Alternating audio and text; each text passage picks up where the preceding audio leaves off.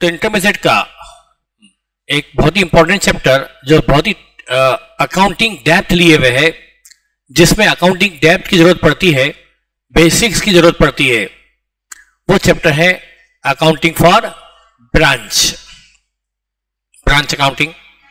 इस चैप्टर की बात करें तो इस चैप्टर में जो हमें पढ़ना है, ये भी चैप्टर का इंट्रोडक्शन है कि चैप्टर एट ए ग्लांस है। ये चैप्टर में हम पढ़ने वाले हैं दो तरह की ब्रांच, डिपेंडेंट और डिपेंडेंट वो ब्रांच जो अपनी बुक्स मेंटेन नहीं करती, जिसकी अपनी सेपरेट सेट ऑफ बुक्स नहीं होती, तो वो होती है डिपेंडेंट ब्रांच।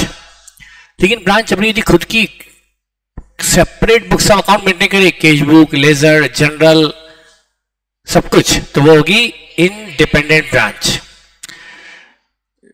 कौन सी केस में? डिपेंडेंट ब्रांच के केस में ब्रांच अपना फाइल अकाउंट बनाने की पोजीशन में नहीं होगी, लेकिन इंडिपेंडेंट ब्रांच में ब्रांच अपना फाइल अकाउंट बना सकती है। तो यहां पर अब डिपेंडेंट ब्रांच में दो, मतलब इसमें मैं आपको बताना चाहता हूं कि हमारे पास कुल 7 वैरायटी ऑफ क्वेश्चन है इस चैप्टर में। वो मैंने सामने 7 वैरायटी कौन कौन सी वो मैंने इस राउंड स्क्वायर में ले रखी है। 7 वैरायटी, 7 वैरायटीज जो हमें इसमें करनी होती है। नंबर 1, इसमें डिपेंडेंट ब्रांच में 2 चैप्टर और इंडिपेंडेंट में 5 चैप्टर। और इंडिपेंडेंट के 5 चैप्टर में जो बीच वाला है इंटर ब्रांच ट्रांजेक्शन, ये तो इतना सा है, तो कोई इसमें तकलीफ नहीं बचे, तो 2 इधर 4 उधर, मतलब कुल 6 चैप्टर मेन है, बाकी टोटल मिला के 7। तो डिपेंडेंट ब्रांच में 2 चैप्टर है, डेटर सिस्टम और स्टॉक एंड डेटर सिस्टम। यदि मैं अकाउंटेंट हूं और मैं ब्रांच की अकाउंटिंग कर रहा हूं तो मेरे पास अकाउंटिंग के 2 सिस्टम। यदि मैं ब्रांच में हेड ऑफिस हूं, आप ब्रांच है, आप बुक्स मेंटेन नहीं करते, ना कैश बुक, ना लेजर, ना जनरल, आप सिर्फ इंफॉर्मेशन नोट डाउन करते हैं और पीरियडिकली मुझे भेज देते हैं और मैं उस इंफॉर्मेशन को यूज करके अकाउंटिंग करता हूं आपके लिए। मैं हेड ऑफिस अकाउंटेंट हूं, पर मैं अकाउंटिंग आपकी मैं करूंगा अपनी बुक्स में। तो यहां सब कुछ एचओ की बुक्स में होता है। हेड ऑफिस का अकाउंटेंट एचओ की बुक्स में ही ब्रांच के लिए अकाउंटिंग करता है। तो ब्रांच के लिए अकाउंटिंग के 2 सिस्टम है, डिपेंडेंट डेटा सिस्टम और स्टॉक डेटर। डेटा सिस्टम से भी मैं अकाउंटिंग नहीं करता हूं, स्टॉक डेटर से मैं करता हूं। तो यदि मैं ब्रांच पर ज्यादा नियंत्रण नहीं चाहता तो मैं फॉलो करूंगा डेटा सिस्टम, और ब्रांच की अकाउंटिंग पर मेरा ब्रांच पर मेरा नियंत्रण ज्यादा हो तो stock and debtor. Data system में क्या करता हूं, मैं ब्रांच के हर ब्रांच के लिए एक ही अकाउंट बनाता हूं, only branch account, Kanpur branch account, Lucknow branch account, Pune branch account, Chennai branch account, Kochi branch account, इस तरह से। लेकिन यदि स्टॉक डेटा सिस्टम है तो मैं हर एक ब्रांच के लिए कई सारे अकाउंट बनाता हूं। जैसे मान ली मेरी मुंबई ब्रांच है, तो मैं अपनी बुक्स में, जो की बुक्स में एचओ का accountant, Mumbai branch stock account, Mumbai branch, वो कई सारे अकाउंट बनाता हूं, तो वो होता है stock and data system. Data system में जब मैं बनाता हूं ब्रांच अकाउंट, सिंगल अकाउंट, उसमें ब्रांच को ट्रीट करता हूं लाइक ए डेटर। हाँ, उसमें 2 वैरायटी के क्वेश्चन होते हैं, कॉस्ट प्राइस पर अकाउंटिंग और इनवॉइस पर अकाउंटिंग। जब ब्रांच को गुड्स भेजा जाता है कॉस्ट पर तो अकाउंटिंग, या गुड्स भेजा जाए इनवॉइस पर तो अकाउंटिंग, पर इसमें बनता है ब्रांच अकाउंट। और स्टॉक डेटर यूजुअली हमें इनवॉइस पर ही दिया गया है। तो देखिए, डेटा सिस्टम में कॉस्ट प्राइस हो या invoice price, goods into branch at cost और इनवॉइस, ब्रांच अकाउंट ही बनता है। लेकिन स्टॉक डेटर में branch stock, branch debtor, branch cash, branch expenses, branch PL, branch goods into branch, branch fixed asset account बनते हैं। तो यहां पर ये मैंने 2 बार लिख दिया, ब्रांच पीएल। तो यहां पर ब्रांच स्टॉक, ब्रांच डेटर, ये कई सारे अकाउंट अनेक खाता पद्धति बोलते हैं। किसको? स्टॉक एंड डेटर सिस्टम को क्या बोलते हैं? अनेक खाता पद्धति, multiple account system, stock and debtor system. इसमें मेन अकाउंट 2 होते हैं, स्टॉक और डेटर। बाकी सब अकाउंट भी बनाते हैं, branch case, branch expense, branch PL, goods into branch account, branch fixed asset account, ये।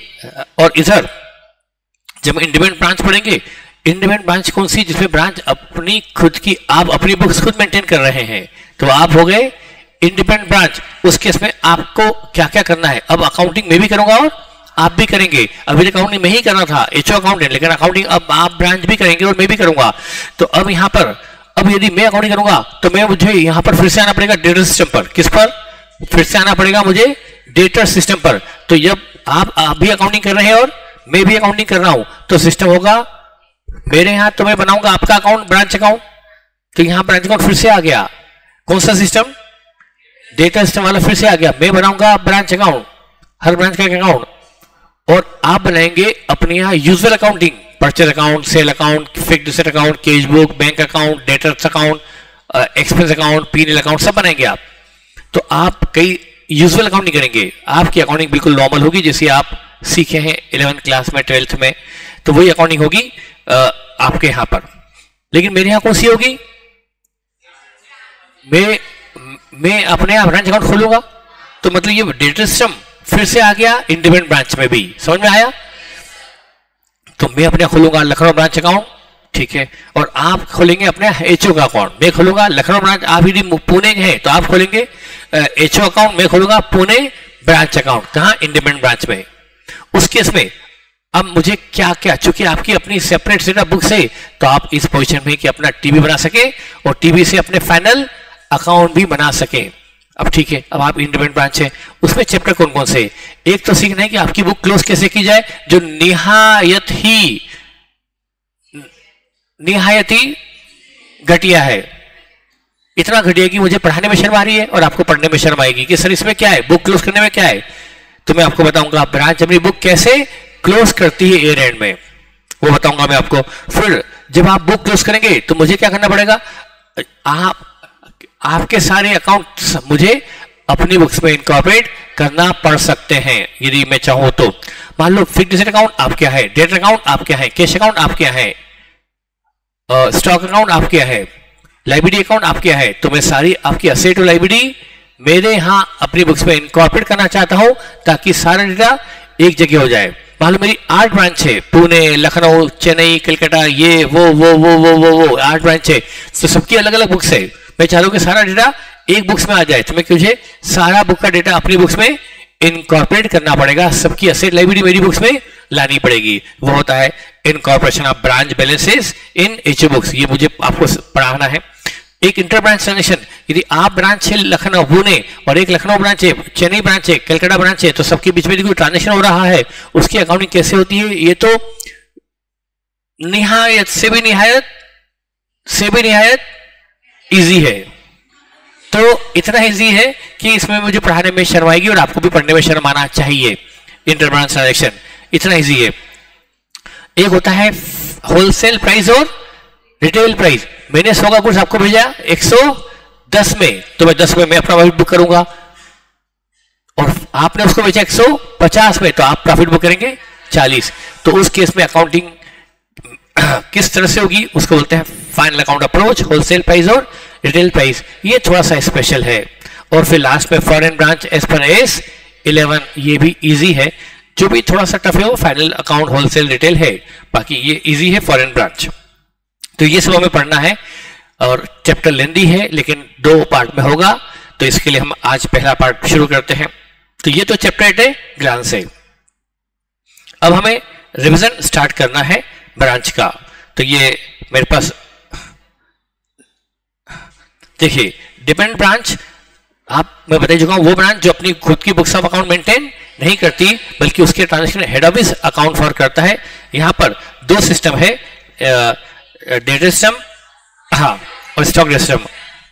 अब यहां पर डेटा सिस्टम और स्टॉक डेटा सिस्टम में क्या खास बात है, अब अकाउंटिंग शुरू होती है, प्रैक्टिकल एस्पेक्ट शुरू होता है। यदि मैं आपका हेड ऑफिस हूं और मैं अकाउंटिंग कर रहा हूं आपके लिए, आप पुणे ब्रांच अकाउंट है और मैं अपने अकाउंट खोला हूं Pune branch account, data system में मैं खोलूंगा पुणे ब्रांच अकाउंट। उस केस में क्या होगा, पुणे ब्रांच अकाउंट में मैंने आपको यदि ये जो सिस्टम है डेटा सिस्टम, ये समराइज अकाउंटिंग है, नॉट ए डिटेल अकाउंटिंग। ये है समराइज अकाउंटिंग, मतलब इसमें मैं आपको ट्रीट करूंगा लाइक ए डेटर, इसलिए इसका नाम रखा गया है डेटर सिस्टम। बल्कि इसमें तो मैं आपको अकाउंटिंग पॉइंट ऑफ व्यू से डेटा ट्रीट कर रहा हूं, अकाउंटिंग पॉइंट ऑफ व्यू से आउटसाइडर की तरह ट्रीट कर रहा हूं, एक बाहरी व्यक्ति ट्रीट कर रहा हूं। अब इस केस में मैं सबसे खास बात जो इसमें अकाउंटिंग में ध्यान रखनी, सबसे खास बात कि इसमें वही ट्रांजेक्शन लिखे जाते हैं जो आपके हेड ऑफिस और ब्रांच के बीच हुए हो। ब्रांच आप और थर्ड पार्टी के बीच जो कुछ हुआ वो उसमें मुझे रिकॉर्ड करने की जरूरत नहीं है। तो यहां पर लिखे आते हैं वो ट्रांजेक्शन जो हेड ऑफिस और ब्रांच के बीच हुए, तो लिखा है only those transaction recorded which are between head office and branch, ignore all transaction which are between branch and third party. और स्टॉक डेटा में बात बताऊंगा जिसमें सब कुछ लिखा जाता है। अकाउंटेंट में ही हूं, अकाउंटिंग में ही करूंगा, आप अकाउंटिंग नहीं जानते, आपकी अकाउंटिंग में करूंगा, कौन सा सिस्टम हुआ, लेकिन मैं आपकी अकाउंटिंग करूंगा डिटेल अकाउंटिंग। डिटेल अकाउंटिंग करूंगा मतलब मैं आपका ईच एंड एवरी अकाउंट लो, मैं आपका स्टॉक में क्या चल रहा है अकाउंट खोलूंगा, आपके उधार माल आप बेचो डेटर अकाउंट में खोलूंगा, माल उधार आप खरीदो क्रेडिट अकाउंट में खोलूंगा, आपका एक्सपेंस अकाउंट में अकाउंट खोलूंगा, आपकी कैश अकाउंट में रखूंगा, बैंक अकाउंट में रखूंगा, आपका फिक्स्ड अकाउंट भी मैं रखूंगा, आपका एक्सपीरियल अकाउंट भी मैं रखूंगा।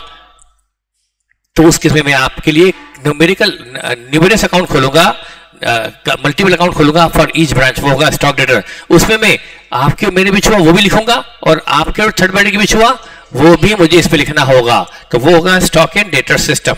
अब यहां पर स्टॉक डेटर सिस्टम में अकाउंट बनता है पुणे ब्रांच अकाउंट और स्टॉक डेटर में नंबर ऑफ अकाउंट, इसमें ओनली वन अकाउंट, इसमें कैसे। तो यदि क्वेश्चन पूछे, question specify prepare branch account तो डेटर सिस्टम, और क्वेश्चन पूछे प्रिपेयर तो फिर वो, और यदि क्वेश्चन बोले प्रिपेयर अकाउंट तो आपको एक अकाउंट बनाकर अकाउंटिंग करनी है, और प्रिपेयर अकाउंट्स वर्ड आ जाए क्वेश्चन में HOQ इसमें अकाउंट्स बनाओ तो फिर स्टॉक डेटर करना पड़ेगा। तो अकाउंट मतलब डेटर सिस्टम और अकाउंट्स मतलब स्टॉक एंड, तो आपको देखना पड़ेगा कि क्वेश्चन ने अकाउंट वर्ड बोला है या अकाउंट्स वर्ड बोला है।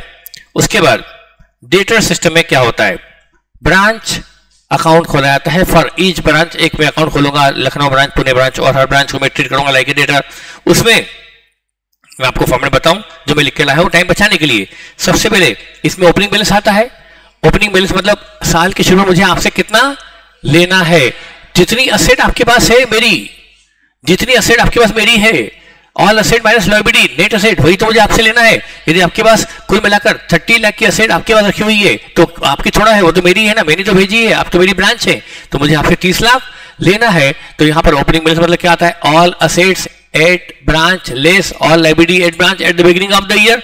आपका branch stock, opening debtor, opening cash, opening fixed asset, opening prepaid expenses less opening creditor less opening outstanding expenses branch के रिस्पेक्ट में। तो ऑल असेट्स लेस लायबिलिटी में यहां पर ये ओपनिंग बैलेंस में आता है। हमेशा यदि ब्रांच पुरानी है तो हमेशा ओपनिंग बैलेंस आएगा, यूजुअली डेबिट आता है क्योंकि असेट ज्यादा होती है लायबिलिटी कम होती है, तो यूजुअली डेबिट बैलेंस आएगा। मुझे मतलब आपसे साल के शुरू में मुझे आपसे कुछ मनी लेना है, ये मनी मुझे आपसे लेना है साल के शुरू में, ये है amount receivable bye head office from branch.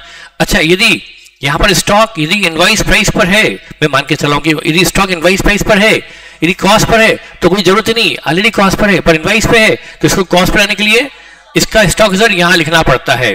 तो स्टॉक यदि यहां आ गया तो स्टॉक रिजर्व इसकी loading stock reserve credit back आएगी, ये कॉस्ट पर आ जाए। I hope you got it.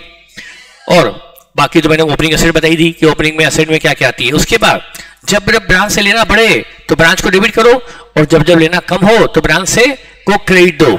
लेकिन बस एक बात ध्यान रखो, इसमें वही ट्रांजेक्शन आएंगे जो हेड ऑफिस ब्रांच के बीच हुए, वो सब नहीं आएंगे जो ब्रांच और थर्ड पार्टी के बीच हुए। ये बात आपको हमेशा ध्यान रखनी इस अकाउंटिंग में, और कोई बड़ी बात नहीं, इसका नाम ही डेटर सिस्टम है। और डेटर में हम हमेशा क्या करते हैं, डेटर में वही लिखते हैं जो हमारे और डेटर के बीच हुआ।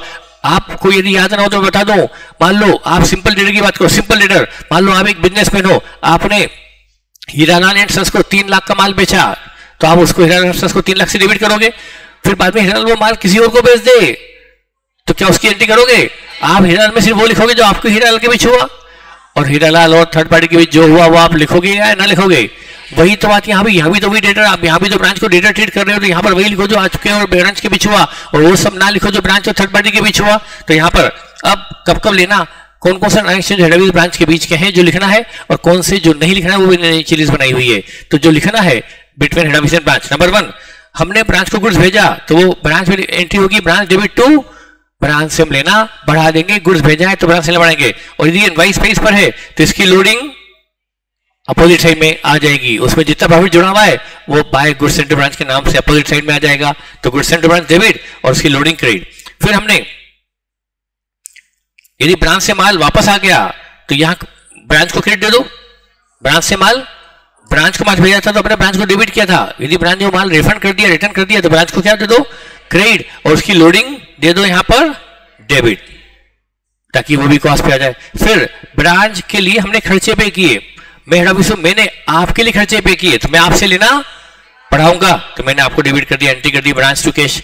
मैंने आपको फिक्स्ड असेट भेजी, मैंने आपको व्हीकल भेजा, मैंने आपको फर्नीचर भेजा, तो एंट्री करूंगा branch to furniture branch to vehicle, तो मैं आपको डेबिट करूंगा क्योंकि मैंने आपको असेट भेजी है, तो मैं आपसे लेना, मैंने एक्सपेंसेस के लिए कैश भेजी कि आप खर्चे करो, उसके लिए कैश भेजी, तो मैं आपसे लेना बढ़ा दूंगा। तो branch to cash for expenses, दोनों चीज आ गई। एक तो आपको कैश भेजी खर्चों के लिए वो भी, और मैंने आपके लिए खर्चा किया वो भी, जो भी है वो मैं डेबिट करूंगा। समझ में आया आपको? एक तो मैंने खर्चा पे कर दिया, आपकी रेंट मैंने पे कर दी, रेंट करूंगा ब्रांच टू के बैंक बराबर, और आपको मैंने कैश भेजी, लो ये 3 लाख, इससे खर्चे करता तो भी मैं आपको ड्राफ्ट डेबिट दूंगा। फिर ये आ गया। फिर अब यदि आपने मुझे कैश भेजी, अमाउंट भेजा, तो मैं आपको क्रेडिट दे दूंगा, या फिर आपने मुझे कैश भेजी, मुझे आपसे कैश मिली, मैं आपको क्रेडिट दे दूंगा क्योंकि मुझे आपसे मनी मिल गई। आपके डेटर ने मुझे मनी मुझे दे दी, डेटर आपका उधार माल बेचा आपने, पर उसकी मनी वो आपको देता और आप मुझे देते, उसकी बजाय उसने डायरेक्टली पेमेंट मुझे दे दिया। Direct payment made by branch debtor HO, तो मैं मुझे जो मनी मिली है आपके डेटर से, मैं आपसे लेना कम कर दूंगा। तो direct payment received by head office from branch debtor, वो भी मैं क्रेडिट कर दूंगा। करेक्ट? अब अभी कुछ चीज बची है। फिर क्लोजिंग बैलेंस मतलब क्या? All closing assets less all closing, आपका स्टॉक इधर क्रेडिट में आएगा, क्लोजिंग स्टॉक, और उसकी लोडिंग डेबिट में आ जाएगी। क्लोजिंग डेटर आएंगे, क्लोजिंग कैश आएगी, क्लोजिंग प्रीपेड एक्सपेंस आएंगे, क्लोजिंग फिक्स्ड एसेट आएगी आफ्टर डेप्रिसिएशन। ऊपर असेट होगी बिफोर डेप्रिसिएशन, यहां असेट होगी, उसमें से closing creditor minus closing outstanding expenses यहां घट जाएंगे, और बाहर नेट असेट ब्रांच में जो क्लोजिंग में वो यहां जाएगी। यदि आपके पास ब्रांच में क्लोजिंग में 34 लाख की नेट असेट है तो वो सब मेरी है, मुझे आपसे लेना है, मैं यहां 34 लाख दिखा दूंगा। इसमें एक चीज आती है ब्रांच मैनेजर का कमीशन। ब्रांच मैनेजर का कमीशन मान लो क्वेश्चन में कहा गया 5%, नेट प्रॉफिट का 5%, तो जो ब्रांच का नेट प्रॉफिट है उसका 5% मैनेजर, आपके मैनेजर को, जो आपको जो मैनेज कर रहा है, आप ब्रांच है, पुणे ब्रांच है, उसका जो मैनेजर है उसको मुझे प्रॉफिट का 5% कमीशन भी देना है इन एडिशन टू सैलरी। तो जो कमीशन है वो अभी देना है क्योंकि प्रॉफिट तो ईयर एंड में निकलता है, और फिर वो प्रॉफिट का 5% कमीशन देना बनता है। तो कमीशन पेबल, क्योंकि अभी कमीशन दिया नहीं गया, क्योंकि अभी तो ईयर एंड में वो निकलेगा, दे कैसे दूंगा। प्रॉफिट कब निकलेगा? ईयर एंड में, तो कमीशन 5% भी कब निकलेगा? ईयर के एंड में। तो डेफिनेटली कमीशन पेबल है या पेड, तो वो भी यहाँ एज ए एक्सपेंसेस आउटस्टैंडिंग आने वाला है। कमीशन पेबल यहाँ आ जाएगा एज ए लायबिलिटी, तो अपने आप असेट घट के आएगी, ये असेट घट के आएगी, तो प्रॉफिट अपने आप घट के आएगा। समझ में आया? जब क्लोजिंग असेट कम होके आएगी। अच्छा, आपको पता है ये लिखने के बाद बैलेंस फिगर क्या होता है? प्रॉफिट आता है। जब आप पूरा अकाउंट बनाते हो तो क्या आ जाता है? ये बैलेंस फिगर में क्या आता है? प्रॉफिट, या जनरली वो क्या बोलते हैं? Prepare branch account and find out the profit. Branch account बनाओ और प्रॉफिट निकालो, तो क्लोजिंग बैलेंस आपको रखना पड़ता है, तब क्या आता है? प्रॉफिट। हाँ, यदि प्रॉफिट रख दोगे तो क्लोजिंग बैलेंस आएगा, और क्लोजिंग बैलेंस रख दोगे तो, क्योंकि प्रॉफिट भी यदि ब्रांच का प्रॉफिट हुआ तो हमें उसको भी ब्रांच में डेबिट करना है। क्या और क्या और कैसे समझो। यदि मैंने आप पुणे ब्रांच है, मैंने आपको 3 लाख का माल भेजा, तो मैंने आपको एंट्री कर दी branch account debit to goods send to branch. मैंने आपको 3 लाख का माल भेजा, 3 लाख आपसे लेना बढ़ा दिया, आपने वो माल 4 लाख में नकद बेच दिया, उसकी एंट्री मैं तो नहीं करूंगा क्योंकि आपने बेचा है, आपका और थर्ड पार्टी का है। पर आपको प्रॉफिट कितना हुआ? आपके पास कैश कितनी रखी हुई है? 4 लाख, वो तो मेरी है। अब मुझे पता पड़ गया कि आपने 1 लाख प्रॉफिट कमाया है, वो मेरा है कि आपका? आप ब्रांच है पुणे की, प्रॉफिट तो मेरा है। तो आपने 1 लाख प्रॉफिट कमाया मेरे लिए, तो मैं यहाँ 1 लाख आपसे लेना डेबिट कर मेरे पीएल को क्रेडिट कर दूंगा, यहाँ 1 लाख डेबिट करके पीएल क्रेडिट कर। अब आपसे मुझे लेना कितना हो गया? 4 लाख लेना हो गया, और आपके पास कैश भी कितनी रखी है?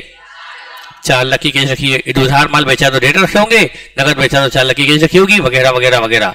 इसका मतलब प्रॉफिट होने पर भी ब्रांच को डेबिट देनी होती है। प्रॉफिट ब्रांच में डेबिट होता है तो क्लोजिंग बैलेंस आता है, और क्लोजिंग बैलेंस रख दो तो प्रॉफिट आ जाएगा, और प्रॉफिट रख दो तो क्लोजिंग। पर यूजुअली क्वेश्चन क्या बोलता है? Prepare branch account and find out the profit. Profit वो पूछते हैं, तो प्रॉफिट हमेशा बैलेंस से फिगर होता है, उसके लिए हमें क्लोजिंग बैलेंस यहाँ रखना पड़ता है। Is it okay?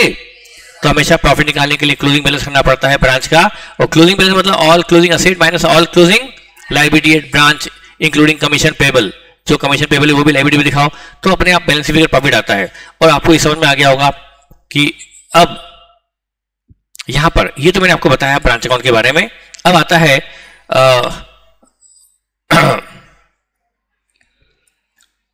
यहां पर कौन कौन से ट्रांजैक्शन जो हेड ऑफिस ब्रांच के बीच के नहीं, जो नहीं लिखते, वो मैंने लिस्ट बना रखी है। Expenses of branch paid by branch, branch के खर्चे आपके खर्चे आप ही पे कर रहे हो, मैं इसको रिकॉर्ड नहीं करूंगा क्योंकि ये तो ब्रांच और थर्ड पार्टी का है, मेरे और आपके बीच होगा। मैंने आपको सोचो ना, मैंने आपको 4 लाख कैश भेजी खर्चों के लिए, तो मैंने आपको 4 लाख से डेबिट कर ही रखा है, और 4 लाख में आप खर्चे करोगे तो क्या फिर से डेबिट करूंगा? नहीं ना, तो फिर क्यों डेबिट करूंगा? वो खर्चे आप जानो, आपका काम जाने, तो वो मैं रिकॉर्ड नहीं करूंगा इस अकाउंट में। फिर आपने कैश सेल किया, क्रेडिट सेल की, तो ये आपका और थर्ड पार्टी का है, मैं उसका कोई एंट्री नहीं करूंगा।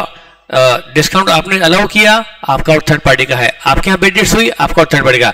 आपको डेटर से कैश मिली, आपको कैश आपके डेट से आप ही को मिली, तो ये ब्रांच और थर्ड पार्टी का है। और आपने कुछ खरीदा, आप ही ने पे किया, थर्ड पार्टी। हाँ, आप खरीदो और बिल मुझे भेज दो, किलो पेमेंट करो। आप खरीदो 2 लाख का माल और बिल मुझे भेज दो, किलो पेमेंट तुम करना, तो फिर तुम आप क्या 2 लाख का माल बढ़ा, पर लायबिलिटी तो मेरी बढ़ी ना, तो मैं तो आपसे डेबिट करूंगा ना। 2 लाख का माल आपको मिला है, मेरे भी आप पर पेमेंट मैं करने वाला हूं, तो मैं आपको मैं एंट्री करूंगा ब्रांच डेबिट टू क्रेडिटर, क्योंकि पेमेंट मुझे करना है, तो मैं एंट्री करूंगा ब्रांच टू क्रेडिटर। मैं आपसे 2 लाख लेना बढ़ा दूंगा, लेकिन यदि खरीदो भी आप और पेमेंट भी आप ही करोगे, ये करा ही आपने, तो फिर वो आपका और थर्ड पार्टी का हो गया। Is it clear? तो ये वो ट्रांजेक्शन है जो ब्रांच और थर्ड पार्टी के, जिसको हम इस रिकॉर्ड नहीं करते हैं। करेक्ट, ये वो लिस्ट है। क्या इसको फिर से एक्सप्लेन करूं? हाँ, अब आता है अब यहां पर मुझे आपको मैंने बता दिया कि ब्रांच अकाउंट बनाते हैं। तो देखिए, मैंने आपको बताया जैसे ब्रांच अकाउंट है, ये मैंने बनाया ब्रांच अकाउंट, मैंने आपको गुड्स भेजा to goods and to branch, इसकी इनवाइस प्राइस 4 लाख है, पर लोडिंग इस पर 1 लाख की है, तो by goods and to branch यहां पर आ जाएगा।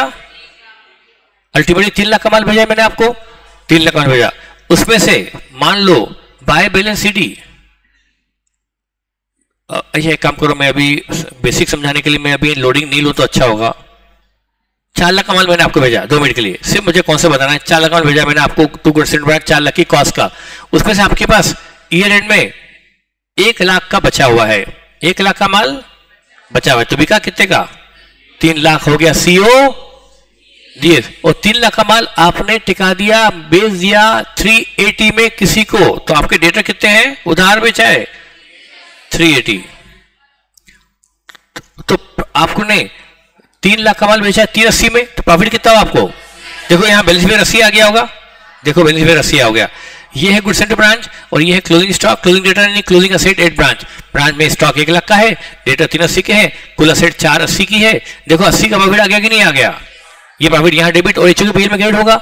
Is it clear? तो ब्रांच अकाउंट में प्रॉफिट अपने आप निकल जाता है। Is it clear? अब यदि अभी आपका जीपी कितना आ रहा है? 80,000। अरे बोलो ना कितना आ रहा है? 80,000। पर आपके भी यहाँ पर मैंने 20,000 के खर्चे मैंने पे किए, तो मैं लिखूंगा टू कैश 20,000 में। अब प्रॉफिट अपने आप कितना आया? और 80 में 20 घटकर 60 ही आना चाहिए, और 60 ही आ भी रहा है। करेक्ट। तो इस तरह से ब्रांच अकाउंट बनाकर हम क्या निकालते हैं?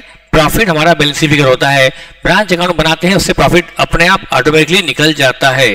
तो ब्रांच अकाउंट बनता है लाइक ए डेटर, पर उसमें निकल जाता है profit like P&L.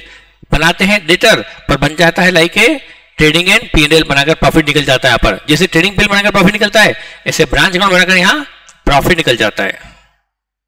Is it clear? अब देखिए,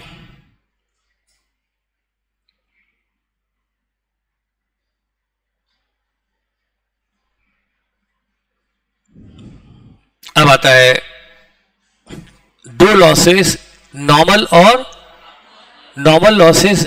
आप जानते हैं कि ब्रांच बियर करती है, अब नॉर्मल लॉसेस ब्रांच बियर नहीं करती, बल्कि एचओ को बियर करने पड़ते हैं, वो एचओ को अपनी बुक्स में डेबिट करने पड़ते हैं, उसका इफेक्ट एचओ में आना चाहिए। अब उसका रीजन मत जानिए, बस ये मान लीजिए कि इतना तो आपको पता है। नॉर्मल लॉसेज, जैसे आप कॉस्ट में पढ़े हैं कि नॉर्मल लॉसेज कस्टमर से चार्ज करते हैं एज एन एक्सपेंस, उसको लॉस नहीं उसको कॉस्ट मान लेते हैं, और अब नॉर्मल लॉस मैन्युफैक्चर बियर करता है, उसी तरह से नॉर्मल लॉस ब्रांच बियर करेगी एज एन एक्सपेंस, लेकिन अब नॉर्मल लॉस एचओ के पीएल में आएगा ताकि ब्रांच का हम सही ऑपरेटिंग प्रॉफिट निकाल पाए, इसलिए अब नॉर्मल लॉसेज ब्रांच के पीएल में डेबिट नहीं होने देते। तो देखिए क्या करते हैं, नॉर्मल लॉसेस यदि है, नॉर्मल लॉसेस यदि है तो आपको इस अकाउंट में, इस डेटर सिस्टम में कुछ भी नहीं करना है, कुछ ना करना ही यहां सही सॉल्यूशन है।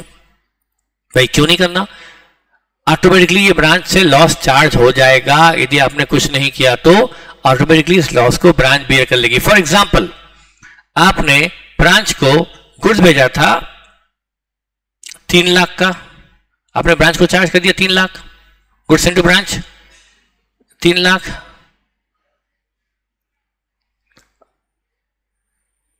ये ब्रांच अकाउंट है,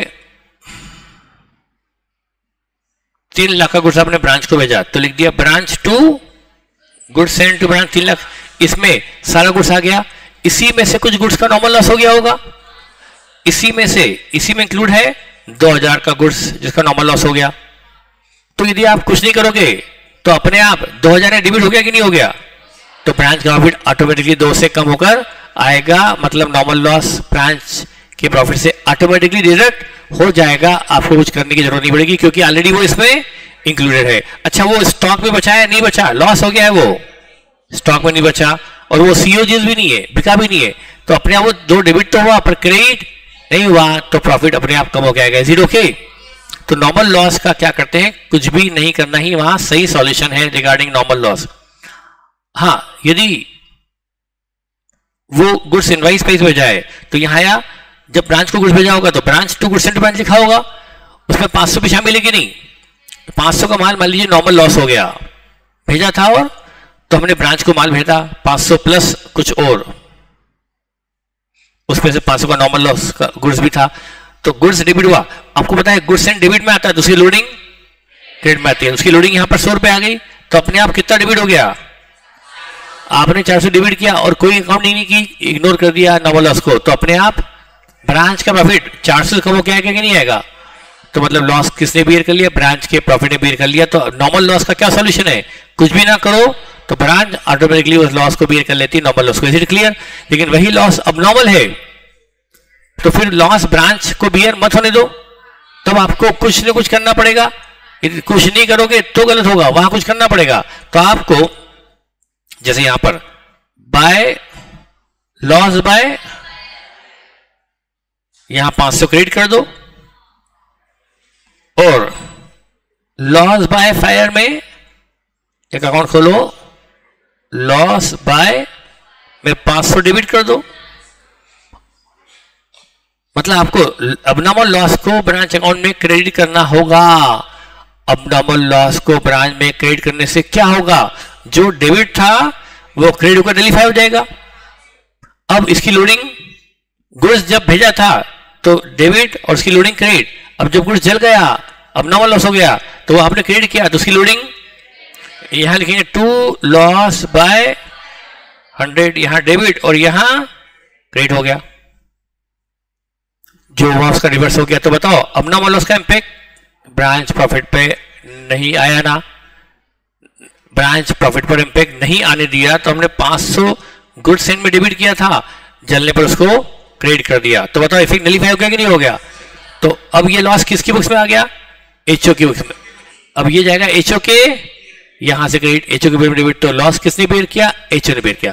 तो नॉर्मल लॉस का क्या बोला मैंने, डेटर सिस्टम में नॉर्मल लॉस का क्या करो, कुछ ना करना ही सही सॉल्यूशन है, ताकि ब्रांच लॉस बियर करने पर अबनॉर्मल लॉस है तो ब्रांच अकाउंट से क्रेडिट करो और एचओ के पीएल में डेबिट करो। क्यों, क्योंकि लॉस एचओ भी करेगा, और एचओ को बियर करवाने के लिए, एचओ के पीएल में डेबिट करने के लिए ब्रांच में क्रेडिट देना होगा, और ब्रांच में क्रेडिट देना क्यों होगा, क्योंकि गुड सेंड को हम डेबिट कर चुके थे, तो उसका इफेक्ट वेरीफाई करने के लिए गुड ब्रांच को क्रेडिट देनी होगी। Is it clear?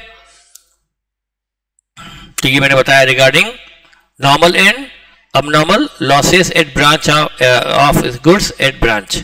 क्लियर है क्या? बोलो। अच्छा ठीक है। अब यहां पर जो स्पेशल पॉइंट है ब्रांच चैप्टर के, वो मैंने सारे, जैसे आपका मान लो question number module question number 3 है, उसमें क्या स्पेशल पॉइंट था और उसका वो पॉइंट मैंने बना रखा है, और फिर ये सब, फिर मॉड्यूल क्वेश्चन नंबर 3 में एक और पॉइंट था, वो सब मैंने बना रखा है। ये खासकर पॉइंट में डील बता दूंगा आपको। फिर क्वेश्चन नंबर 17 में क्या खास पॉइंट था, फिर क्लास वर्क के क्वेश्चन नंबर 1 में क्या खास पॉइंट था, ये सब मैंने आपको बताना है। क्योंकि मैं जल्दबाजी में नहीं चाहता कि जो एक चैप्टर आपको थोड़ा तकलीफ दे सकता है उसको मैं जल्दबाजी में कराऊं, वो नहीं है। ये पॉइंट नंबर 7 है, कुछ ये भी है, क्वेश्चन नंबर 10 का भी ये, हाँ ये तो मैंने क्वेश्चन ही नोट कर लिया, ये तो मैं क्वेश्चन ही नोट करके लाया हूं। मुझे आपको एक क्वेश्चन करवाना पड़ेगा। मैं थोड़ा सा इसमें ट्रेंड चेंज कर रहा हूं, मैं सिर्फ बेसिक नहीं बता रहा हूं बल्कि एक क्वेश्चन भी करवाने जा रहा हूं ताकि आपका चैप्टर पक्के से भी पक्का हो जाए। तो थोड़ा सा आपको ट्रेंड में चेंज मिलेगा, क्योंकि अभी तक मैंने चैप्टर में बेसिक क्लियर किए हैं। हाँ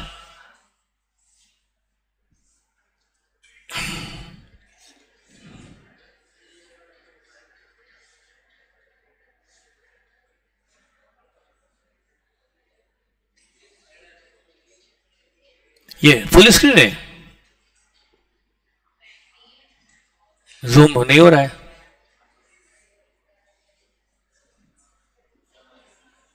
न जूम इन हो रहा है, न जूम आउट हो रहा है,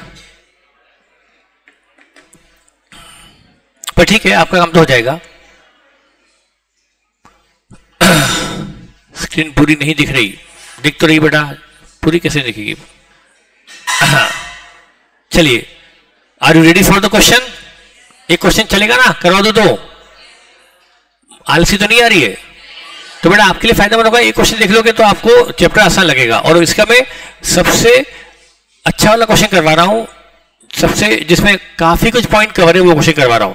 देखिए यहां पर goods are invoiced to branch at selling price, और गुड्स ब्रांच को भेजते हैं सेलिंग प्राइस पर, गुड्स भेजते हैं सेलिंग प्राइस पर, यानी इनवाइस प्राइस और सेल प्राइस सेम है, सेलिंग प्राइस पर ही भेजते हैं, तो sale price invoice price same हो गई। और जीपी है 20% ऑन सेल, 1/5 ऑन सेल, तो 1/4 ऑन कॉस्ट। यहां पर ओपनिंग स्टॉक 20,000 है, कॉस्ट टू एचओ, तो इसे इनवाइस पर लाना होगा। और क्लोजिंग स्टॉक तो कॉस्ट टू ब्रांच है, वो तो ऑलरेडी इनवाइस प्राइस पर है, वो ब्रांच के लिए कॉस्ट है, मतलब इनवाइस प्राइस पर है, उसे इनवाइस पर नहीं लाना पड़ेगा, वो ऑलरेडी इनवाइस पर है। लेकिन ओपनिंग में 1/4 जोड़ना पड़ेगा, 5,000 जोड़कर 25 पर उसे लाना पड़ेगा, 25 होगी इनवाइस प्राइस। नेक्स्ट है ब्रांच डेटर, ओपनिंग गिवन है, क्लोजिंग आपको अकाउंट बनाकर फाइंड आउट करने होंगे। ओपनिंग कैश गिवन है, क्लोजिंग कैश भी गिवन है, और पीसी ओपनिंग गिवन है, फिक्स्ड एसेट ओपनिंग गिवन है, क्लोजिंग आपको फाइंड आउट करनी होगी। ट्रांजैक्शन ऑफ 2012 एंड 13 गिवन है, क्रेडिट सेल एट ब्रांच, ये इनवाइस प्राइस पर ही है क्योंकि sale price invoice price same है।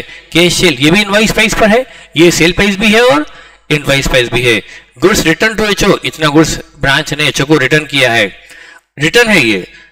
B R received at branch, branch को अपने डेटर से बीआर मिले। Cash received from debtor, branch को अपने डेटर से कैश मिली। डिस्काउंटिंग अ बिल ऑफ 10,000, ऊपर जो 10 का बिल मिला था उसकी 980 पर ब्रांच ने डिस्काउंट करवा ली, डिस्काउंटिंग करवा ली, मतलब ये बीआर ब्रांच में नहीं बचा, क्लोजिंग में उसकी डिस्काउंटिंग ब्रांच करवा चुका 980 के डिस्काउंट पर। Cash send to branch for expense, HO ने 36,000 अमाउंट ब्रांच को भेजा है एक्सपेंसेस के लिए, हम ब्रांच को इसके लिए डेबिट देंगे। ब्रांच में एक्चुअल एक्सपेंस 3500 हुए, इससे भी कोई मतलब नहीं, हाँ उसकी एंट्री नहीं करेंगे। डिस्काउंट टू डेटर नो, इसकी अकाउंटिंग नहीं करेंगे। शॉर्टेज ऑफ स्टॉक 150 की है, इतनी कम शॉर्टेज है, हम इसको क्या अज्यूम कर लें, नॉर्मल अज्यूम कर लें। यदि अमाउंट सिग्निफिकेंट होता तो अब नॉर्मल मान लेते हैं, अमाउंट इतना कम है कि इसको हम नॉर्मल लॉस अज्यूम करेंगे, और नॉर्मल लॉस अज्यूम करेंगे जिसकी अकाउंटिंग कुछ नहीं करेंगे, लॉस ऑटोमेटिकली ब्रांच में चार्ज हो जाएगा। ओके 9,800 डिस्काउंटिंग हुई है, तो फिर 200 का डिस्काउंट है, तो हम उसकी 200 की डिस्काउंट की कोई एंट्री पास नहीं करेंगे, ठीक है। फिर सेल ऑफ 1 पीसी ऑन 1 अक्टूबर, साल के बीच में इन्होंने एक पीसी 12,000 में बेच दिया, जब बेचा उस दिन बुक वैल्यू, मतलब इस साल के बीच की बुक वैल्यू है 18,000 और डिप्रेशन नीचे 20% दिया है, मतलब डिप्रेशन 6 महीने लगा होगा। ये 18,000 जो है ना बेटा, ये WDV साल के बीच की है, on the date of sale है, तो इस पर 10% डिप्रेशन लगा होगा, 20% साल भर का, तो 6 महीने का 10%, तो ये जो 18,000 ये 90% है, तो इसकी वैल्यू साल के शुरू में 20 रही होगी। तो जो ओपनिंग पीसी 50 था ना, ओपनिंग पीसी 50 था ना, उसमें 20 का तो बिक गया, 30 का पीसी बचा हुआ है, और इधर मैनेजर कमीशन प्रॉफिट का 10% है। तो ये एक ऐसा क्वेश्चन है जिसमें सारे पॉइंट कवर हो जाते हैं। तो मैं जानता हूं कई सारे, वैसे तो आप सभी अच्छे बच्चे हैं, लेकिन फिर भी किसी को लग सकता है कि सर मत कराओ, ये तो हम कर लेंगे, लेकिन बेटा मैं एक क्वेश्चन बताना चाहता हूं ताकि मैं चैप्टर रिवीजन, मतलब मुझे भी सेटिस्फेक्शन हो कि हाँ चैप्टर सभी के लिए अच्छे से हो गया है।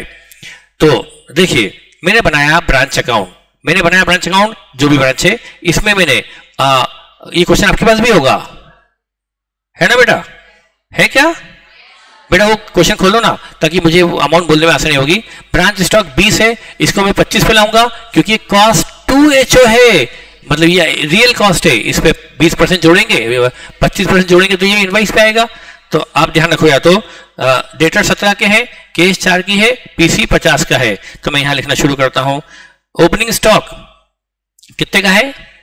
25,000 है ना, और इस पर लोडिंग 5,000, और यहां दिखा देंगे 25,000 का 1/5 है ना, 1/4 ऑन कॉस्ट, 1/5 ऑन इनवाइस। अच्छा, डेटा 17,000 के हैं, कैश और पीसी 50,000 का है, तो हमारा टोटल 92,000 का ओपनिंग ब्रांच में एसेट है। ये 96,000 ये मेरा ब्रांच का ओपनिंग बैलेंस हो गया।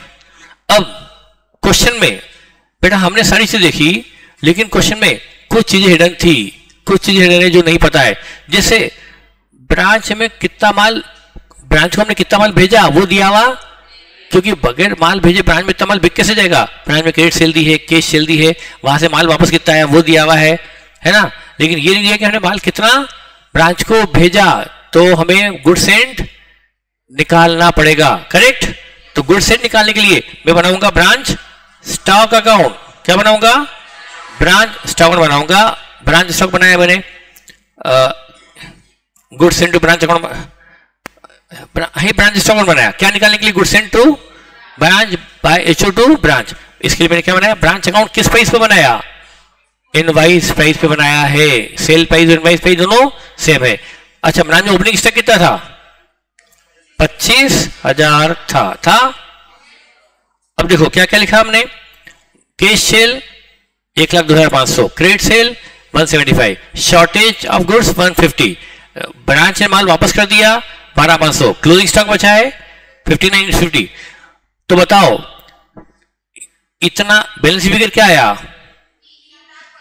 3,25,000 का माल HO ने ब्रांच को भेजा होगा।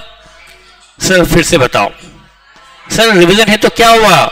हम तो 2 बार सुने बगैर हमारी आदत कभी नहीं रही, 3 बार में समझ में आता था।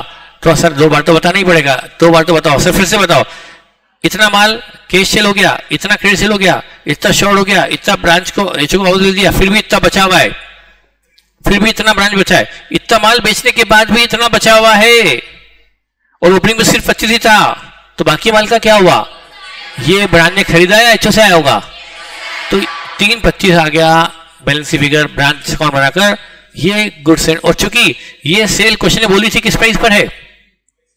इनवाइस पास पर ही है, तो ये अकाउंट इनवाइस पे बन गया। और यदि ये नहीं भी लिखा होता ना, तो मजबूरी में ये मानना पड़ता कि ये सेल इनवाइस पर है, तभी तो हम ये निकाल पाते।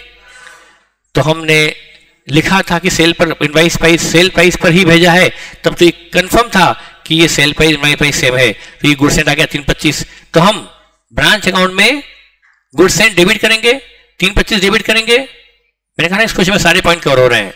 3,25 डेबिट कर इसकी लोडिंग यहां पर 3,25 यहां डेबिट होगा 3 लाख, और इसकी लोडिंग 3,25 का 1/5 65 यहां पर क्रेडिट हो जाएगा। ये भी हो गया। अब उसके बाद ये हुआ। अब यहां पर देखिए इसमें क्या क्या चीज हमने, गुड्स एंड तो लिख लिया, बकेट गुड्स एंड की क्वेश्चन नहीं हो सकता था। अच्छा, क्रेडिट सेल ब्रांच और थर्ड पार्टी का है, हम नहीं लिखेंगे। फिर कैश सेल ब्रांच और थर्ड पार्टी का है, नहीं लिखेंगे। गुड्स रिटर्न टू एचओ, इसकी तो एंट्री करनी पड़ेगी। जब ब्रांच ने हमें माल वापस भेज दिया तो हमें ब्रांच को क्रेडिट देनी होगी ना, by goods send to bracket में रिटर्न 12,500 डेबिट, और उसकी लोडिंग 2500 यहां पर डेबिट। करेक्ट, ये भी हो गया बेटा। अब ये भी हो गया, गुड्स सेंड से ब्रांच को क्रेडिट कर दिया, इसका इफेक्ट हमने ले लिया। बी आर रिसीव्ड 8 ब्रांच, ये तो ब्रांच और ब्रांच को अपने डेटर से मिला। ब्रांच ने कैश रिसीव्ड फ्रॉम डेटर, ये भी ब्रांच और थर्ड पार्टी का है। डिस्काउंटिंग भी ब्रांच ने करवाई, ब्रांच और third party. Cash send to branch for expenses, ये हम ब्रांच को डेबिट देंगे 36,000 से, हम ब्रांच को 36,000 से डेबिट देंगे। टू कैश 36,000 ये हम लिखेंगे। फिर ये हमने लिख लिया। एक्चुअल एक्सपेंस 8 ब्रांच, ब्रांच ने उसमें खर्चे किए तो ब्रांच और थर्ड पार्टी का है, ये हम नहीं लिखेंगे। Cash discount to debtor, branch और थर्ड पार्टी का। Shortage normal loss hence ignored, ताकि ब्रांच खुद भी कर ले।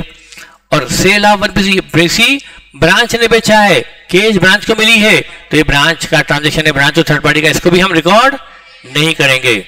बस अब वो पीसी 18 का था, 1/10 को मतलब साल के बीच में वो 18 का था, उसकी बुक वैल्यू मतलब वो ओपनिंग में कितने का था, 20 का था।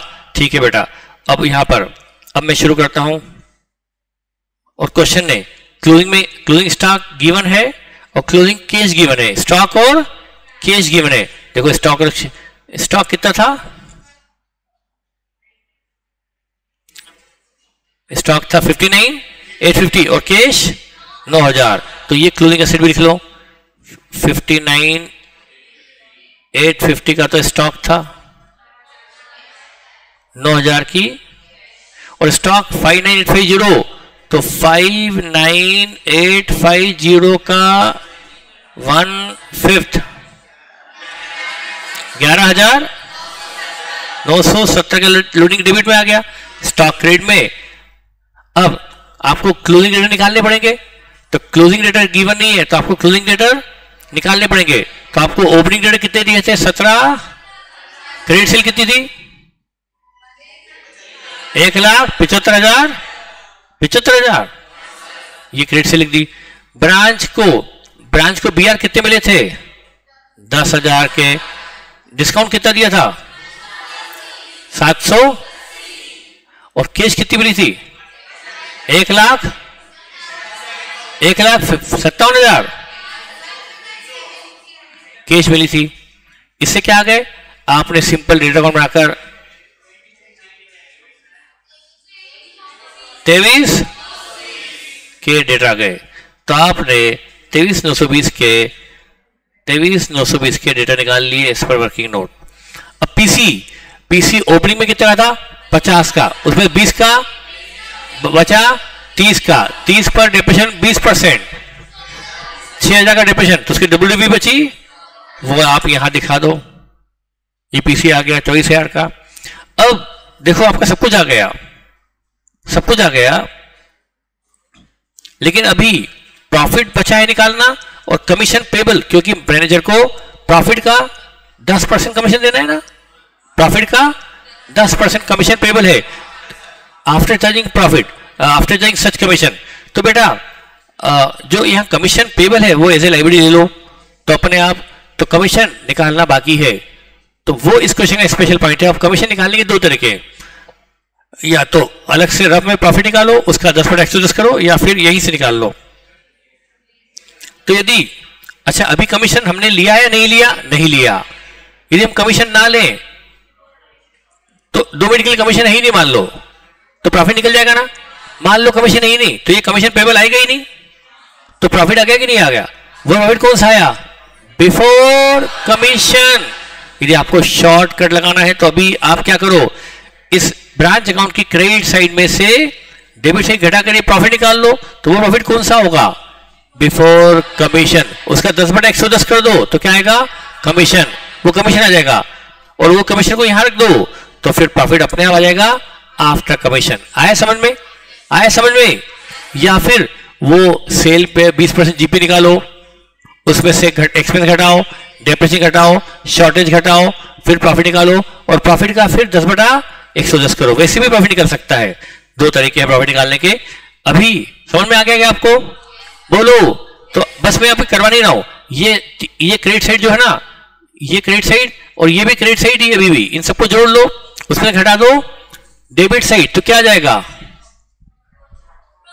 प्रॉफिट आ जाएगा। क्रेडिट में से डेबिट घटाकर प्रॉफिट आता है ना बेटा, वो प्रॉफिट आ जाएगा। वो प्रॉफिट आएगा बिफोर कमीशन। उसका 10/110 करके कमीशन निकाल सकते हो। और चाहो तो पीसी तो निकाल लिया।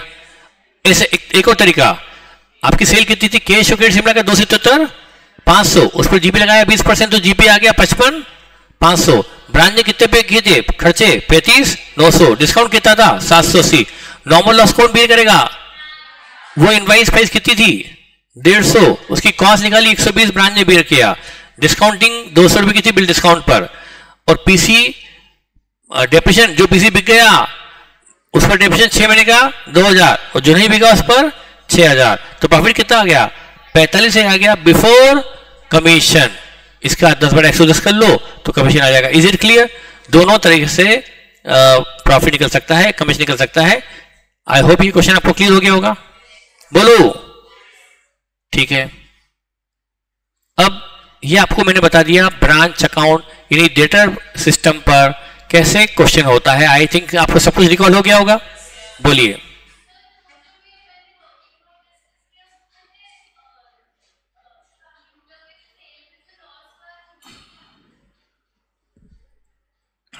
वो नहीं लिया क्या?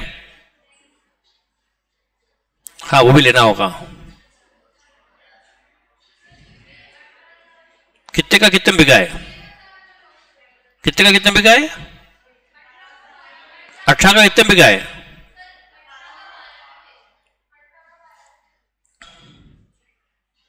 18 का 12 बिका है। 6 का लॉस भी लेना होगा।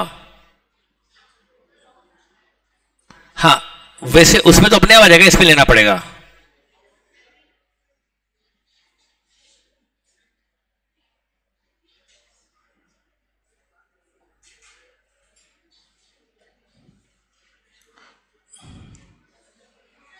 हाँ 20। अच्छा डब्ल्यू भी 18 थी। 18 का पीसी कितने बिका? तो कितने का लॉस? वो एक 6 का लॉस और घटेगा। ऊपर लिया नहीं क्या अपन ने? तो फिर प्रॉफिट कितना बचेगा? 30। पर ऐसा भी नहीं हो रहा था, ऐसा भी नहीं हो रहा था।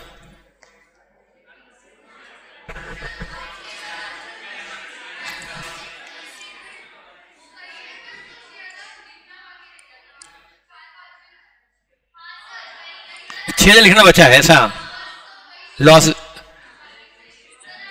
तो उसके बाद ही प्रॉफिट 6.5 आ रहा है। ठीक है।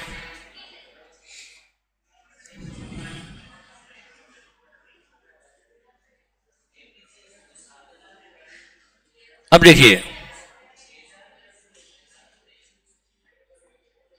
देखिए, की पॉइंट एक एक करके हम ब्रांच अकाउंट में की पॉइंट देख लेते हैं। क्योंकि देखिए बेस अच्छा बनाए बगैर हम आगे नहीं बढ़ सकते। जब तक डेटर सिस्टम अच्छा नहीं होगा हम इंडिपेंडेंट पे नहीं जा सकते। तो पहले आपको डिपेंडेंट ब्रांच से करनी होगी, उसके बाद इंडिपेंडेंट फिर अपने आप में करवाऊंगा, आपको कोई दिक्कत नहीं। देखिए अब यहाँ पर जो स्पेशल पॉइंट है डेटर सिस्टम के, एक क्वेश्चन था वाइड स्प्रेड के नाम से है, क्वेश्चन नंबर 3 है आपके मॉड्यूल का। इसमें ये मैं आपको पीडीएफ भेज दूंगा। हाँ बेटा, बार बार ऑनलाइन से डिमांड आ रही है, बिल्कुल कर दूंगा बेटा, मैं हमेशा करता हूँ, हमेशा नहीं करता, इसको जरूर करूंगा। अब ये क्या है स्पेशल पॉइंट, यदि आपने बस ये पॉइंट देख लिए मतलब इस क्वेश्चन को करने की जरूरत नहीं है, और वो भी अब टफ नहीं रहा। देखो अब इसमें क्या था, आपको ओपनिंग स्टॉक 1080 दिया हुआ है, goods dispatch bye HO2 branch 1,32,00,000 दिया हुआ है, कैश सेल दी हुई है, क्रेडिट सेल दी है, goods send back by branch, इतने का माल ब्रांच ने वापस कर दिया और इतने का माल कस्टमर ने वापस कर दिया ब्रांच को, ये सेल रिटर्न है, ये गिवन है। अब क्वेश्चन में प्रॉब्लम ये थी, डेटा सिस्टम में ओपनिंग स्टॉक तो दिया है पर क्लोजिंग स्टॉक नहीं दिया। ये इंफॉर्मेशन के अलावा स्टॉक से रिलेटेड कुछ नहीं दिया। जब क्लोजिंग स्टॉक चाहिए ना अपने को, डेटा सिस्टम में क्लोजिंग बैलेंस में हमको क्लोजिंग स्टॉक भी चाहिए होता है। ध्यान है, क्लोजिंग स्टॉक कहाँ रखना पड़ता है? All asset minus all liability में आपको क्लोजिंग स्टॉक लगता है ब्रांच अकाउंट के अंदर, पर क्वेश्चन ने क्लोजिंग स्टॉक नहीं दिया, इसमें क्लोजिंग स्टॉक निकालना पड़ेगा। तो हम क्या बना लेंगे? ब्रांच स्टॉक अकाउंट बनाकर क्लोजिंग स्टॉक निकालेंगे। अज्यूम करना पड़ेगा कि ये सेल इनवाइस प्राइस पे हुई है। ध्यान है आपको? तो इस क्वेश्चन का यही पॉइंट है, हमने बनाया branch stock account. Opening stock कितना था, ब्रांच को कितना भेजा ये अननोन है, ब्रांच सॉरी कितना भेजा ये भी 1,32,00,000 ये भी दिया हुआ है, करेक्ट। कैश सेल इतनी हो गई, क्रेडिट सेल इतनी हो गई, और इतना ब्रांच ने एचओ को वापस भेज दिया, इतना सेल रिटर्न हो गया, तो इतना बच गया। फिर से बताऊं, इतना बेचा था, इससे स्टॉक कम हो गया, इतना कस्टमर से वापस आ गया तो स्टॉक बढ़ गया, ब्रांच इतना हेड ऑफिस से आया तो स्टॉक बढ़ गया, इतना एचओ को वापस कर दिया तो स्टॉक, तो ये क्या आ गया? क्लोजिंग। बस यहां एज्यूम क्या करना पड़ा कि ये सेल इनवाइस प्राइस पर है। यदि इनवाइस पर ज्यादा होती तो यहां जीपी भी आता कि नहीं आता? यहां प्रॉफिट अबव इनवाइस आता कि नहीं आता? अरे ये इनवाइस प्राइस इतना आया और ये इनवाइस से ऊपर बिकता तो यहां इनवाइस से ऊपर वाला प्रॉफिट आता कि नहीं आता? तो फिर आपका फिर क्लोजिंग स्टॉक कैसे आ पाता ना? दो थोड़ा होते। तो हमको मानना पड़ा इस क्वेश्चन में, क्या मानना पड़ा था इस क्वेश्चन में? इस क्वेश्चन पर मॉड्यूल के 3 वाइड स्प्रेड वाले क्वेश्चन में मानना पड़ा कि सेल इनवाइस प्राइस पर है, तब जाके क्या मिल जाएगा? Closing stock at invoice price. ये इस क्वेश्चन का सबसे मतलब की पॉइंट था, बाकी इसमें कुछ भी नहीं था। आई होप आपको समझ में आ गया होगा। तो एज्यूम क्या करा? सेल वर मेड एट, ये एजम्पशन था इस क्वेश्चन का। अब डेटा निकालना तो आपको बताइए, डेटा न दी हो तो डेटा कॉम बना के निकाल लो, और फिक्स्ड एसेट क्लोजिंग कैसे निकालनी यू नो। क्वेश्चन नंबर 3, ये क्वेश्चन नंबर 3 है मॉड्यूल का। यहां पर cash send by branch to HO दी हुई नहीं है। केस सेंड बाय, देखो जैसे गुड्स सेंड हमेशा एचओ को, ब्रांच को गुड्स कौन भेजता है? एचओ। वो न दिया हो तो निकालना पड़ेगा। ऐसे ही ब्रांच को जो कैश मिलती है, ब्रांच उस कैश का क्या करती है? एचओ को भेजती है। ब्रांच को कैश सेल से कैश मिली, क्या करेगी उस ब्रांच? उस कैश का एचओ को भेजेगी। ब्रांच को डीलर से कैश मिली, कैश सेल से कैश मिली, वो सबका ब्रांच क्या करेगी? एचओ को भेजेगी। तो उस केस में यदि क्वेश्चन में ये ना लिखा हो कि ब्रांच ने कितनी कैश एचओ को भेजी, क्या बोला मैंने? ब्रांच ने कितनी कैश एचओ को भेजी, वो ना दिया हो तो आपको निकालना ही, वो इस क्वेश्चन में दिया हुआ नहीं था, क्वेश्चन नंबर 3 मॉड्यूल का। तो यहां पर क्या आपको कैश अकाउंट बनाकर निकालना पड़ेगा। तो यहां पर cash limited by branch to HO working note से, देखो ओपनिंग कैश कितनी है? 10। कलेक्शन आया, इससे कैश ब्रांच की बढ़ी, इससे कैश बढ़ी, इतने कैश कम हुई। फर्नीचर ब्रांच ने खरीद लिया एचओ के कहने पर, इससे कैश कम हुई, इससे क्या निकल जाएगी? और closing cash in hand again same. अच्छा, पेड बाय एचओ है क्या? Furniture purchase by at branch paid by HO, तो फिर ये ब्रांच में आएगा ही नहीं कैश अकाउंट में, और क्लोजिंग कैश जो ओपनिंग है वही क्लोजिंग है। तो देखो ये दिया हुआ है, ध्यान रखना डेटा थोड़ा थोड़ा। 2847, 2842, 842 डबल आ रहा है क्या? कैश कलेक्शन भी और खर्चे भी। हाँ, अब देखो ओपनिंग कैश कितनी थी? 10। खर्चे कितने किए ब्रांच ने? और इतनी उसकी मिला, इतना कैश सेल से मिला, उतने डेढ़ से मिला, उसमें इतने खर्च कर दिए और इतना क्लोजिंग बचा हुआ है, तो बची हुई कैश कहां गई? तो हमने ब्रांच का कैश अकाउंट बनाकर ब्रांच ने कितनी कैश एचओ को भेज दी, वो आ जाएगा अननोन फिगर। ये तो बहुत इजी वाला पॉइंट था। क्वेश्चन नंबर 17 मॉड्यूल का XYZ वाला, ये मॉड्यूल के मैं क्वेश्चन आपको की पॉइंट बता रहा हूं। यदि आपने ये मतलब आप क्वेश्चन में देख लो, ये की पॉइंट है, इसका मतलब इसके अलावा कुछ भी नहीं है मॉड्यूल में भी, तो आप समझ सकते हो कि चैप्टर में कोई दम नहीं, प्रैक्टिस कर लो बस एक बार समझ कर, कोई दिक्कत नहीं। जैसे मॉड्यूल का क्वेश्चन नंबर 17 XYZ वाला, branch has been instructed to send daily all cash collection to HO. जो भी कैश है किसको भेज दो? इसका मतलब ब्रांच को कैश रखने का राइट, तो फिर ब्रांच के खर्चे कौन पे करेगा? एचओ पे करेगा, एक्सेप्ट पेटी कैश एक्सपेंसेस। तो यहां पर all branch expenses are made by HO except petty expenses which are made by branch. अब यहां पर ओपनिंग पेटी कैश कितनी थी? 800, no remittance by HO to branch for petty expense. इस साल इस क्वेश्चन में एचओ ने ब्रांच को खर्चों के कुछ नहीं भेजा, तो फिर ब्रांच खर्चे किसमें से करेगी? इस 800 में से करेगी। और नीचे पेडी एक्सपेंसेस पेड बाय ब्रांच 600 लिखा हुआ है, तो क्लोजिंग पेडी कितनी बची? तो ये तो कोई क्वेश्चन में दम वाली बात है क्या? पर मैंने फिर भी ली है कि आपको एक कॉन्फिडेंस है कि हाँ हमारे मॉड्यूल का क्वेश्चन का ये की पॉइंट था। तो ये क्वेश्चन पर जो भी था मॉड्यूल का 17, उसमें क्या निकालनी थी? क्लोजिंग पेडी कैश कितनी आ गई? वो 200। ये भी कोई दम वाली बात नहीं थी, पता नहीं पॉइंट मैंने लिया ही क्यों। क्लास वर्क का question number 1, cash send to branch for salary rent और पेडी एक्सपेंसेस। सैलरी के रेंट और पेडी एक्सपेंस के लिए कैश भेजा, ये वहां पेडी एक्सपेंस हुए या इतना कैश भेजा है? ऊपर लिखा है cash send to branch for petty expenses, मतलब इसका मतलब क्या हुआ? इतना कैश एचओ ने ब्रांच को पेडी एक्सपेंसेस के लिए भेजा है। अच्छा, ओपनिंग फर्नीचर 2000 का है, ये हमारा क्लास का पहला क्वेश्चन है। ओपनिंग फर्नीचर 2000 का है और क्वेश्चन में क्लोजिंग फर्नीचर अच्छा नहीं दिया हुआ है।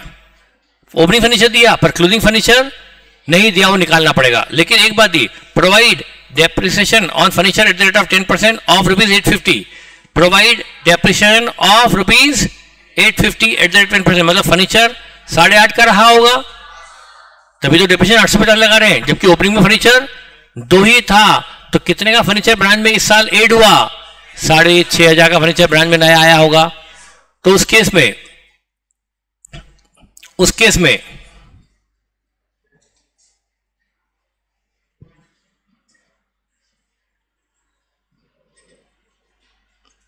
मैं कर रहा हूं, ज़ूम आउट तो नहीं हो रहा बेटा। तो अब इससे क्या निकला कि ब्रांच में कितना फर्नीचर ऐड हुआ? जब डेप्रिसिएशन 850 है, मतलब फर्नीचर 8.5 का रहा होगा, जबकि ओपनिंग में सिर्फ 2 का था, तो नया फर्नीचर 6.5 से ब्रांच में ऐड हुआ होगा। अब यहां पर कैश सेल भी दी है, cash collected by branch from debtor भी दिया हुआ है। अब यहां पर ये क्वेश्चन 1 था। अब देखो यहां पर क्या होगा। यहां पर remittance by branch to HO ये निकालना था। ब्रांच ने कितना कैश एचओ भेजा ये दिया हुआ नहीं था। ये क्वेश्चन नंबर 1 क्लास का नंबर 1 का सबसे स्पेशल पॉइंट है। तो ब्रांच ने कितनी कैश भेजी उसके लिए हम वर्किंग बना रहे हैं। ब्रांच में कैश सेल इतनी हुई, रिसीट फ्रॉम डेटर ब्रांच को इतना हुआ, करेक्ट। ये ब्रांच को कैश आया कैश सेल से, यह आया डेटर से, उसमें से इतने का क्या खरीद लिया उसने? कितने का? 6.5 का फर्नीचर खरीद लिया। ब्रांच में फर्नीचर 8.5 का हो गया ना, तो 6.5 का फर्नीचर ब्रांच ने हेड ऑफिस के कहने पे खरीद लिया होगा, उससे कैश कम होगी। अब कैश इतनी बची, अब कैश इतनी बची, तो इतनी कैश और ब्रांच को क्या इंस्ट्रक्शन थे कि सारी कैश, तो ये कैश उसने ब्रांच को भेज दी होगी, सॉरी इतनी कैश ब्रांच ने एचओ भेज दी होगी। समझ में आया? कैश सेल से आया, डेटर से आया, इस मनी का ब्रांच ने क्या किया होगा? इसमें से खर्चे किए होंगे या ये एचओ को भेज दी होगी? क्वेश्चन ने कहा था खर्चे एचओ पे करता है, तो सारी कैश एचओ ब्रांच ने क्या की होगी? पर पूरी पे की होगी 6.5 का फर्नीचर खरीदने के बाद, क्योंकि ब्रांच में फर्नीचर 6.5 से बड़ा है, वो हिडन दिख रहा है, क्वेश्चन में लिखा हुआ नहीं था कि अलग से। ये भी क्वेश्चन नहीं कहा कि ये फर्नीचर ब्रांच ने, ये क्वेश्चन में लिखा हुआ नहीं है कि एचओ ने कुछ फर्नीचर भेजा है इस साल, मतलब एचओ ने फर्नीचर नहीं भेजा, तो ये फर्नीचर कहां से बढ़ गया ब्रांच में? ब्रांच ने खरीदा होगा, तो 6.5 से हम ब्रांच की कैश कम कर बचा हुआ कैश ब्रांच ने एचओ भेज दिया होगा। ये आ गया remittance by cash, remittance of cash by branch to HO. Is it clear? फिर पॉइंट नंबर 7, अब पता नहीं पॉइंट नंबर 7 किसका है, मैंने लिख तो दिया। गुड्स, हाँ ये कोई दूसरा क्वेश्चन है, पर इसमें मुझे पता पड़ जाएगा कि क्या चाहता है question. Goods received at branch बोल रहा है, हम ब्रांच को रिपीट किससे करते हैं? गुड्स सेंड से या गुड्स जो ब्रांच में मिला? इतना तो ब्रांच में मिला है। और नीचे लिखा है goods in transit from HO to branch of 10,000 at year end, मतलब ईयर एंड में 10 का माल रास्ते में है, तो ब्रांच को 10 भेजा पर ब्रांच को प्राप्त नहीं हुआ, तो भेजा कितना था? तो आपको ब्रांच को डेबिट कितने से देनी है, 70 या 80 से। तो ब्रांच को गुड्स 70 का तो मिला है, पर भेजा तो हमें गुड्स इनटू ब्रांच 80 से एंट्री करनी पड़ेगी। Is it clear? ये पॉइंट समझ में आ गया? अब ध्यान रखना, ये स्टॉक है 4000 क्लोजिंग, पर स्टॉक 4 नहीं 4 और 10 14 होना चाहिए। क्यों? 4 का स्टॉक तो है ब्रांच में और 10 का भी रास्ते में है, वो भी तो ब्रांच का ही मान लिया अपने। तो हम ब्रांच अकाउंट में गुड्स इनटू ब्रांच कितना लिखेंगे, 80,000। इसमें 10,000 का वो भी माल आ गया जो ट्रांजिट में है, वो 10 का माल भी किसका हो गया, ब्रांच का हो गया, क्योंकि ब्रांच को हमने भेज दिया, तो भेजते वक्त ही हमने एंट्री करी होगी 80। अब वो यदि बच जाए तो किसका स्टॉक माना जाएगा, वो अभी रास्ते में है तो किसका स्टॉक माना जाएगा, ब्रांच का। तो ब्रांच में स्टॉक कितना था फिजिकल, 4, और इन ट्रांजिट कितना है, तो कुल स्टॉक कुल बैलेंस कितना लिखेंगे, 14,000, और लोडिंग उसकी अपोजिट साइड में आएगी 28। तो ध्यान है, तो 2 पॉइंट समझ में आए, इस क्वेश्चन का पॉइंट समझ में आ गया। जब क्वेश्चन करते थे यही पॉइंट हमें कंफ्यूज करते थे, पर अभी बहुत इजी लगना चाहिए। ये था हमारा डेटर सिस्टम। आई होप आपने समझ लिया होगा। इसमें नॉर्मल अब नॉर्मल सब आ गया।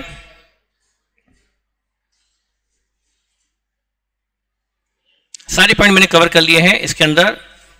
अब आता है, हमें टाइम थोड़ा ज्यादा लग गया, 9:36 तो हमारा हो गया सिर्फ स्टॉक एंड सिर्फ डेटर सिस्टम पर, क्योंकि वो बेस है, वो आगे इंडिपेंडेंट में भी काम आने वाला है। अब आपको कम से कम इसमें 100% सेटिस्फेक्शन है। डेटर सिस्टम में इन ब्रांच अकाउंट कैसे बनता है उसके सारे की पॉइंट मैंने बता दिए आपको। जाकर आज ही सारे कम से कम डेटर सिस्टम तो आज ही निपटा देना चाहिए। अब आता है स्टॉक एंड डेटर सिस्टम। उसमें हम क्या करते हैं, सिंगल एंट्री जैसा सिस्टम फॉलो करते हैं, जिसमें एक ही ब्रांच के लिए कई सारे अकाउंट बनाए जाते हैं। उसको लेकर के मैंने, क्योंकि इसमें समझाने का कुछ नहीं होता, सिर्फ करने का ही होता है कि कैसे अकाउंटिंग होती है स्टॉक एंड डेटर में। तो मैंने एक क्वेश्चन ले रखा है बहुत इजी सा। तो देखिए, हमने एक क्वेश्चन लिया है, ये क्वेश्चन नंबर 11 है मॉडल का, रेड एंड व्हाइट वाला। New branch and goods into 20% above cost है, goods into branch 20% above cost है। तो लोडिंग क्या है, 1/5 ऑन कॉस्ट, तो 1/6 ऑफ वही सेल बोलोगे आप।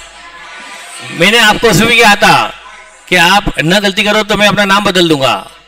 आपको उसमें भी चैलेंज दिया था कि समझिए 1/5 ऑन कॉस्ट 1/6 ऑन सेल ही बोलोगे, क्योंकि हाँ, अब वो तो अभी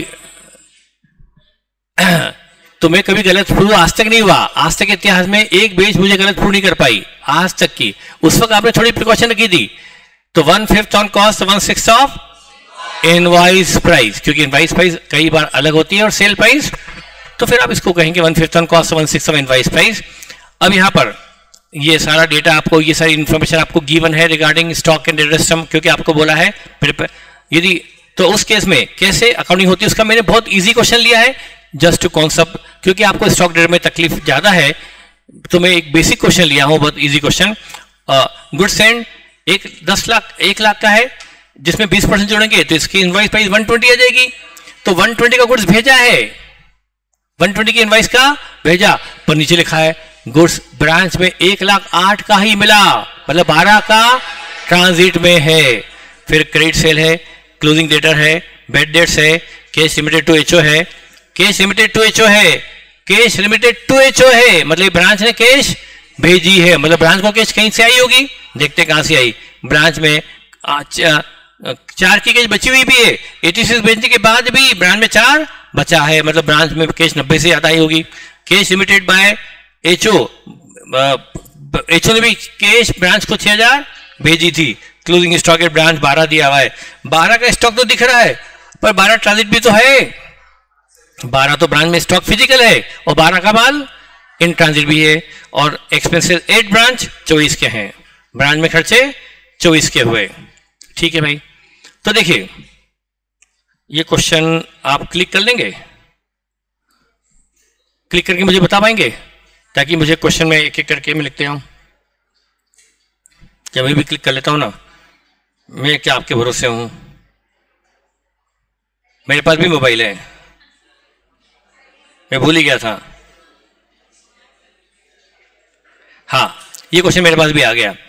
अब देखो, मैं आप पर डिपेंडेंट नहीं रहा, अब ये ब्रांच भी डिपेंडेंट है, पर मैं डिपेंडेंट नहीं है आपके ऊपर। देखो एक अकाउंट बना ब्रांच स्टॉक अकाउंट, एक बनेगा ब्रांच स्टॉक, दूसरा ब्रांच स्टॉक एडजस्टमेंट, क्योंकि गुड्स एंड इनवाइस पर है तो एक अकाउंट बनेगा ब्रांच स्टॉक एडजस्टमेंट भी बनता है बेटा।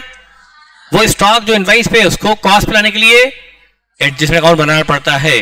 ब्रांच डेट अकाउंट भी बनेगा, गुड्स एंड ब्रांच भी बनेगा, ब्रांच कैश अकाउंट भी बनेगा, branch PNL, branch expense account भी बनेगा।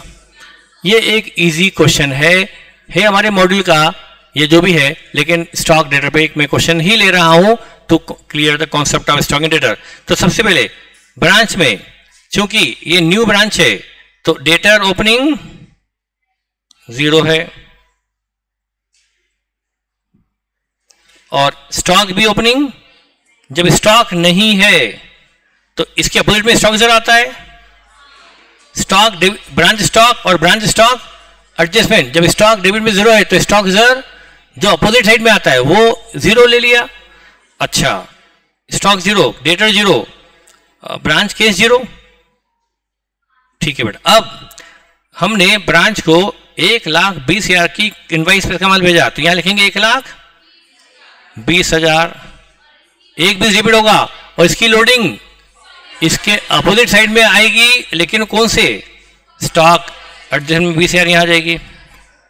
ब्रांच अकाउंट में तो गुड्स भी डेबिट में आता था और लोडिंग अपोजिट साइड में वहीं आ जाती थी, पर यहां पर चूंकि लोडिंग के लिए अलग अकाउंट है, प्रॉफिट के लिए अलग अकाउंट है, तो लोडिंग हमने यहां क्रिएट कर दी। अब ब्रांच में मिला 1,08,000 है, उसकी कोई एंट्री करने की जरूरत नहीं है। ब्रांच को 1,08,000 मिला, इसकी क्योंकि 1,20 हम भेज चुके, उसमें 1,08,000 भी आ गया। अगला क्रेडिट सेल 1,16,000, ये क्रेडिट सेल यहां 1,16,000 स्टॉक कम होगा ना, माल बिकने से ब्रांच का स्टॉक कम होगा तो ब्रांच स्टॉक से करेंगे क्रेडिट, माल कम होगा तो स्टॉक करेंगे क्रेडिट और डेटर करेंगे, ब्रांच का स्टॉक कम हो जाएगा और डेटर बढ़ जाएंगे तो स्टॉक से क्रेडिट और डेटर में 1,16,000 डेबिट। कैश सेल 41 नहीं, क्लोजिंग डेटर 41, वो मैंने यहां लिख दिया क्लोजिंग डेटर।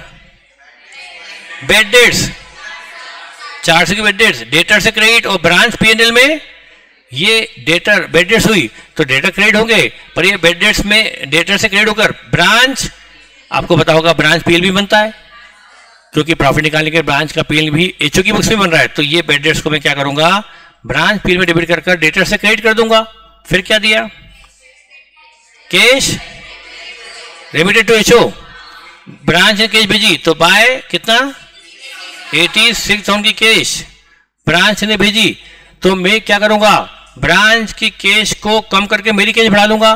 मैं ब्रांच की कैश में क्रेडिट दूंगा और मेरी कैश में डेबिट। मैं ये मेरी बुक्स में हेड ऑफिस हूं, मैं हेड ऑफिस का अकाउंटेंट हूं, तो मैं अपनी कैश को डेबिट देकर ब्रांच की कैश को क्रेडिट कर दूंगा।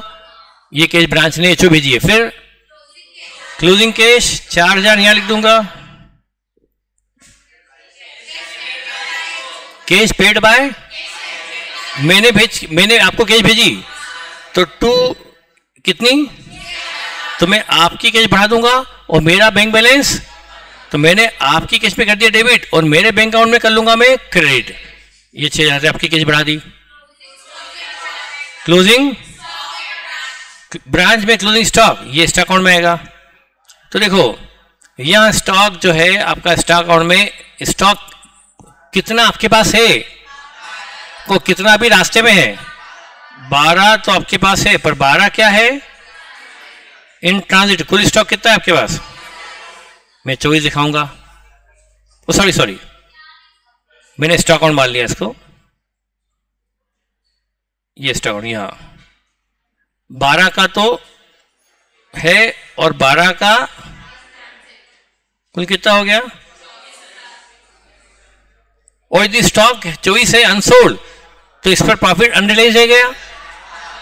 देखिए 1,20 पर हमने 20 का प्रॉफिट ले लिया था प्रॉफिट अकाउंट में, क्या सोचकर 1,20 पर 20 का प्रॉफिट अकाउंट में ले लिया था, क्या सोचकर कि सारा का सारा, पर उसमें से 24 बिकने से तो 24 पर प्रॉफिट हमें हटाना पड़ेगा। तो 24 का 1/6, 24,000 का स्टॉक है, मतलब इस पर प्रॉफिट अनरियलाइज है। क्या 160 था ना, कितना का मैंने बना दिया स्टॉक रिजर्व। तो स्टॉक क्रेडिट में आता है तो लोडिंग उसकी डेबिट में आती है। तो 20 में से 4 रह गया अनरियलाइज, मैंने 20 में से 4 हटा दिया। और एक्सपेंसेस पेड बाय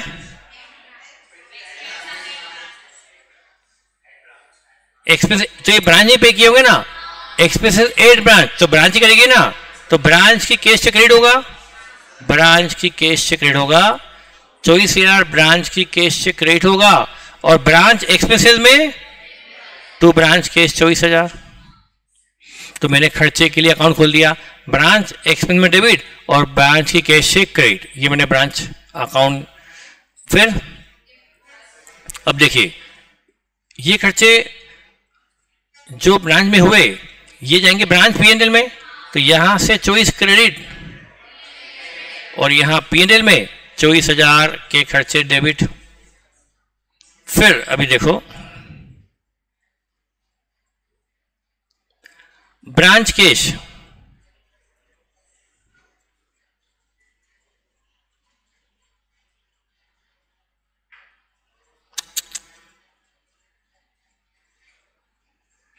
हाँ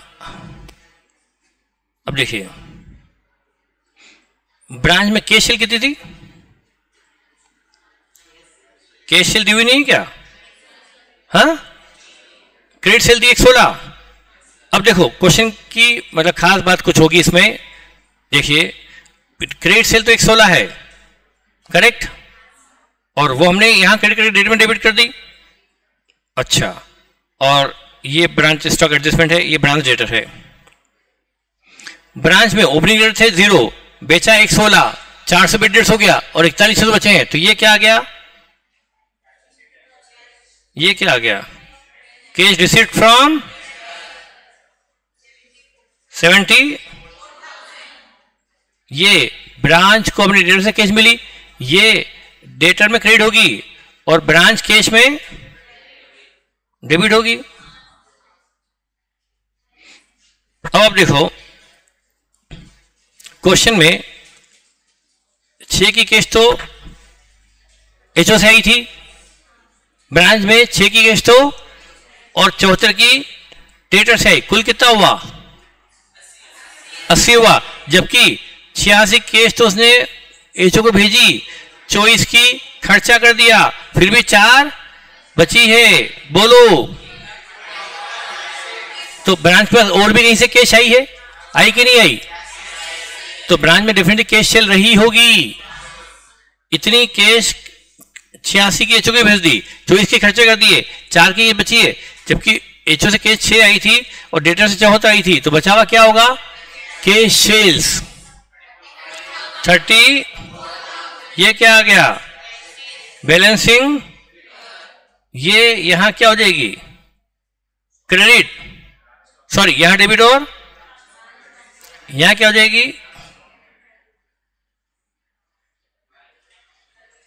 क्रेडिट। ओके, अब आपको थोड़ा याद दिलाऊं, क्योंकि मैं इस बात को तो बहुत ही ध्यान से देखना पड़ेगा।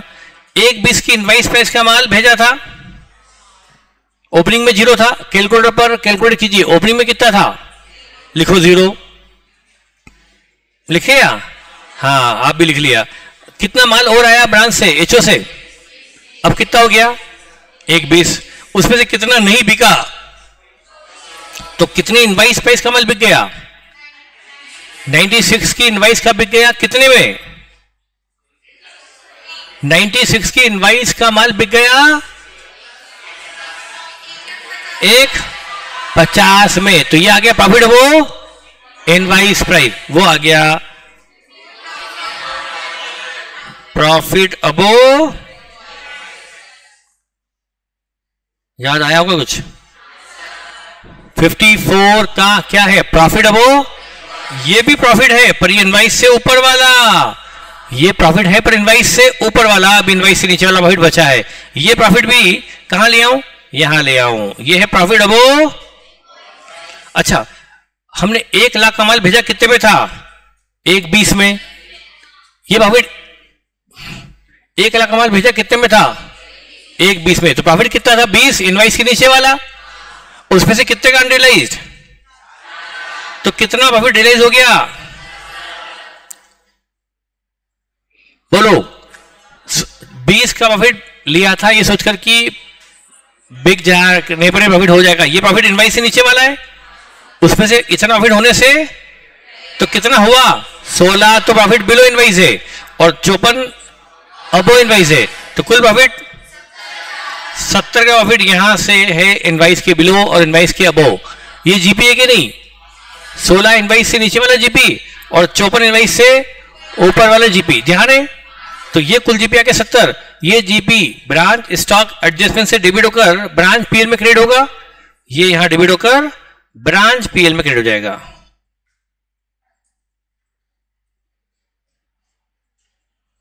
तो नेट प्रॉफिट आएगा नहीं आ जाएगा, ये ब्रांच का जीपी है, इनवाइस से ऊपर और इनवाइस से नीचे वाला, और ये खर्चे हैं बेड रेट से, ये नेट प्रॉफिट आ जाएगा।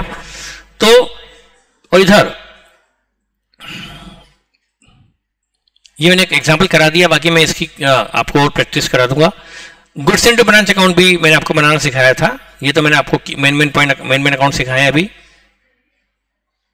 क्योंकि बजाय मैं इसके फॉर्मेट को बताऊं उसके बाद मैंने क्वेश्चन ही बता दिया फॉर्मेट को क्लियर करने के लिए।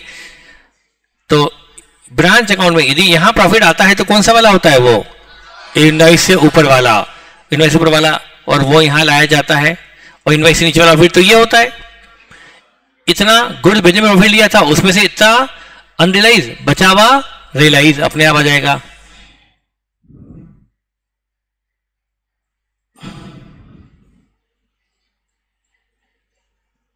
और गुड्स इनटू ब्रांच अकाउंट भी मैंने बताया था आपको, गुड्स इनटू ब्रांच अकाउंट 1/20 का गुड्स भेजा था, तो 1/20 यहां क्रेडिट, सॉरी ब्रांच स्टॉक में डेबिट हुआ था, एंट्री क्या हुई थी गुड भेजने की, branch stock debit to goods into, जब मैंने माल भेजा तो मैंने आपका स्टॉक अकाउंट खोल रखा है, Pune branch account stock account, तो क्या एंट्री करूंगा, Pune branch stock account debit to goods and, ये 1/20 यहां क्रेडिट कर दूंगा। इसकी लोडिंग का मैंने क्या किया था, ब्रांच स्टॉक में की थी क्रेडिट, तो यहां करूंगा डेबिट, ध्यान आया। अब इसकी कॉस्ट कितनी आ गई, 1 लाख का माल मैं यहां से ईयर एंड में इस अकाउंट को कहां भेज दूंगा, एचओ के ट्रेडिंग में भेज दूंगा। सर ये फिर से बताओ, ये बैलेंस फिगर यहां से डेबिट होगा, एचओ के ट्रेडिंग में क्रेडिट होगा, ये अमाउंट 1 लाख क्या आ गई, 1 लाख की कॉस्ट का माल एचओ ने ब्रांच को भेजा, तो इससे ब्रांच में एचओ में कितना माल कम हो गया, एचओ में कितना माल कम हो गया। फिर से बताता हूं बेटा, अभी समझ नहीं पड़ रही, देखो ये मेरा ट्रेडिंग अकाउंट है, ये मेरा ट्रेडिंग अकाउंट है, ट्रेडिंग अकाउंट किसका है, एचओ का। यहां मेरा ओपनिंग स्टॉक आता है, यहां मेरी परचेज आती है, इतना माल मेरे पास था, मान लो मेरे पास जो भी था ओपनिंग में इतना माल था, इतना माल और खरीदा, ये स्टॉक हो गया, इसमें से इतना मेरे पास बचा हुआ है, ये मेरा क्लोजिंग स्टॉक आता है, मेरे ट्रेडिंग में क्लोजिंग स्टॉक भी आएगा, इतना माल बच गया, और जो मैंने बेच दिया वो यहां जाएगा मैंने बेच दिया यहाँ, और इसमें से मान लो ये था 5 लाख का, मैंने 35 का खरीदा, 5 का था 35 का खरीदा, हो गया कितना, 40 का हो गया, कितना हो गया 40 का, 40 में से मेरे पास 2 का बचा हुआ है,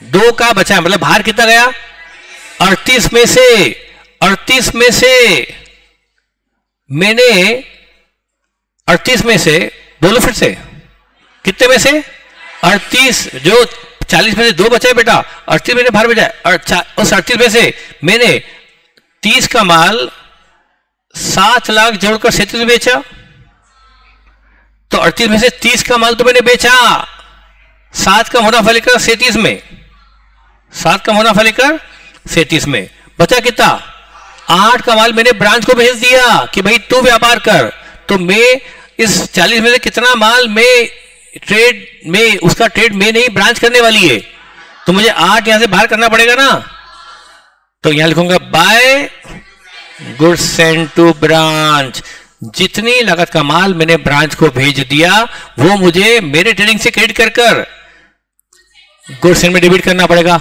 आया समझ में? तो जैसे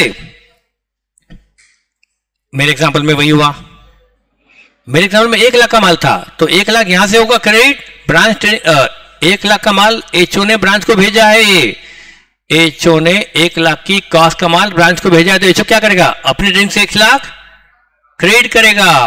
अरे कम ज्यादा नहीं होता, ट्रेडिंग अकाउंट में कम ज्यादा होता है कि डेबिट क्रेडिट होता है। तो 1 लाख का माल एचओ ने ब्रांच को भेज दिया 1 लाख की कॉस्ट का, तो एचओ क्या करेगा? अपने ट्रेडिंग से क्रेडिट करेगा। और ये तो आया, ये आया कि नहीं आया बेटा? वही तो आया। तो 1 लाख यहां से डेबिट होकर कहां जाएगा? एचओ ट्रेडिंग में क्रेडिट हो जाएगा। आया समझ में? ये मैंने आपको बताया है। आज मैं ज्यादा कवर, टाइम 10 तक है ना, 8:30 10:15 तक है। तो बताइए, अब ये मैंने आपको, तो देखिए ये मैंने आपको एग्जांपल कराया स्टॉक एंड डेटर पर।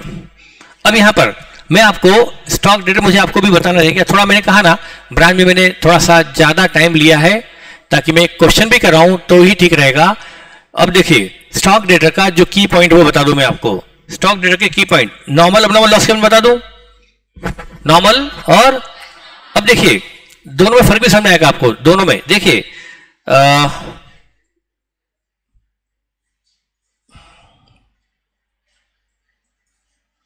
ये है डेटर सिस्टम जिसमें बनता है ब्रांच अकाउंट। अब ये स्टॉक एंड जिसमें मैंने बनाया ब्रांच स्टॉक अकाउंट। अब देखिए मैं रफली बता रहा हूं, यदि मैं आपको नॉर्मल लॉस अब नॉर्मल लॉस दोनों बता रहा हूं, दोनों केस में, ताकि आपको कंफ्यूजन ना हो। मैंने बताया था बेटा, इससे पहले मैं बता दूं, स्टॉक डेटर में मान लो मैंने ब्रांच को 2 गुड्स सेंड टू ब्रांच 1000 की कॉस्ट का माल भेजा 1200 में, तो यहां क्या आया? 1200 इनवाइस प्राइस पर, उसकी लोडिंग यहां आ गई, 200 लोडिंग यहां आ गई। गुड्स सेंड ब्रांच में 1200 डेबिट और उसकी loading goods send branch stock में क्रेडिट। अब बेटा 1200 का जो माल भेजा, यदि ये नॉर्मल लॉस है, यदि ये नॉर्मल लॉस है तो मुझे क्या करना है, और ये अब नॉर्मल लॉस है तो मुझे क्या करना है समझना है। बताऊं? देखो बेटा, आपको नहीं समझना है तो मैं आपको दोबारा बताऊंगा, कोई दिक्कत नहीं। तो बेटा यदि ये लॉस नॉर्मल है तो ये लॉस कौन बियर करेगा? ब्रांच बियर करेगी। तो आप उस केस में क्या करो, इस लॉस को, ये हमारा स्टॉक इन ट्रेड सिस्टम है, और ये लॉस 1200 की इनवाइस प्राइस है, 200 की लोडिंग है, उसकी कॉस्ट 1000 है और लॉस ब्रांच को बियर करना है, करेक्ट? तो अब आपको ये लॉस यदि नॉर्मल है तो क्या और अबनॉर्मल है तो क्या? नॉर्मल है तो ब्रांच को बियर करना है, मतलब ब्रांच के प्रॉफिट पर उसका इम्पैक्ट आना चाहिए, और अबनॉर्मल है तो एचओ के पीएल में आना इफेक्ट चाहिए। तो देखिए यदि नॉर्मल है तो मैं क्या करूं, इस लॉस को यहां से करूं क्रेडिट और ब्रांच पीएल में कर दूं डेबिट, शॉर्टेज। समझ में आया? मैंने इस लॉस को ब्रांच, चूंकि माल का शॉर्टेज हुआ है तो मैंने इस लॉस को ब्रांच स्टॉक से किया क्रेडिट और ब्रांच के पीएल में किया डेबिट। अब देखो ये लॉस किसने बेयर कर लिया? ब्रांच ने। ये कौन सा लॉस था? इसीलिए ब्रांच से बेयर करवाया। पर हमें एक तकलीफ हो गई सर, ये तो 1000 रुपए की लागत का माल है और प्रॉफिट तो 1200 से कम हो गया, इनवाइस पैसे प्रॉफिट कम हो गया, जबकि वास्तविक लॉस तो 1000 रुपए का है, 200 रुपए तो इसमें फर्जी वाले से आपने जोड़ रखा है, तो हमारा प्रॉफिट 200 से कम होकर आ रहा है। पर इधर हमारा प्रॉफिट कितने से बढ़ के आ रहा है? आप जानते हैं ना, ये प्रॉफिट, ध्यान है, इनवाइस से अबो, इनवाइस से ये मिलाकर प्रॉफिट भी पीएल में आता है कि नहीं आता है? ये प्रॉफिट भी यहां के थ्रू यहां आएगा कि नहीं आएगा? ये 200 यहां आने वाला है। ब्रांच स्टॉक्स एडजस्टमेंट में जीपी कितने से आ रहा है? क्या ये एक्सटर्नल में प्रॉफिट रियलाइज हुआ है? पर आपने स्टॉक एडजस्टमेंट क्रिएट किया, इससे आपका प्रॉफिट बढ़ गया और बढ़ा हुआ प्रॉफिट पीएल में आएगा, तो आपका प्रॉफिट भी कितने से बढ़ के आ रहा है? 200, और लॉस भी 200 से बढ़ के आ रहा है। ओवरऑल 1000 का ही लॉस ब्रांच में डेबिट होगा, पीएल में थोड़ा थोड़ा समझ में आया होगा बेटा। ये है रिगार्डिंग नॉर्मल लॉस।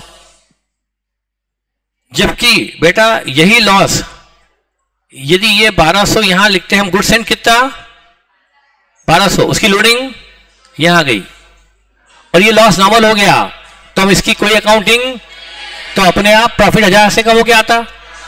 तो ब्रांच में तो बेटा ब्रांच अकाउंट में हम अकाउंटिंग नहीं करते थे, तो प्रॉफिट अपने आप 1000 से कम हो गया था। पर अब नॉर्मल उधर क्या करना पड़ा, हमें नॉर्मल लॉस को ब्रांच स्ट्रक्चर करके पीएल में डेबिट करना पड़ा।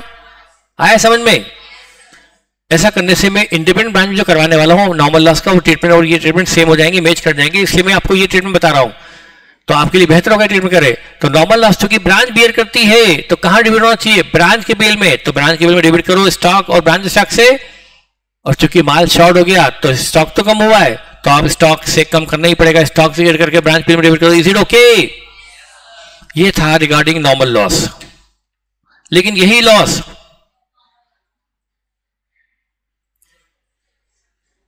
अब ना मत होता,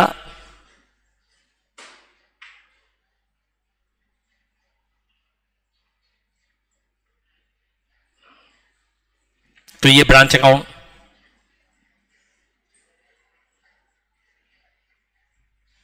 हमने to goods and to branch किया होगा 1200, और उसकी by goods and to branch इसकी लोडिंग 200।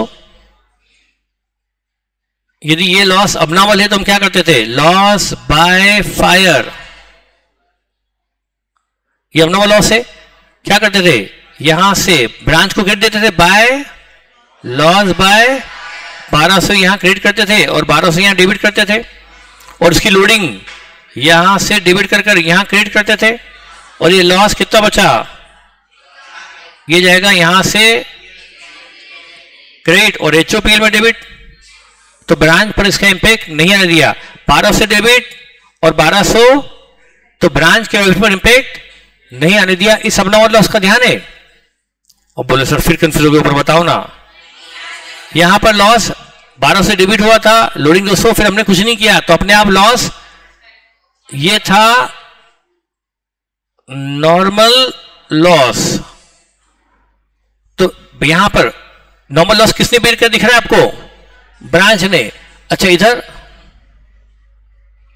नॉर्मल लॉस किसने बेर किया, यहां पर अबनॉर्मल लॉस, यहां अबनॉर्मल लॉस किसने बेर किया, ब्रांच अकाउंट से क्रेडिट कर कर लॉस बाय फायर में डेबिट किया, तो फिर लॉस किसने बेर किया, एचओ ने। अब यहां पर भी ब्रांच स्टॉक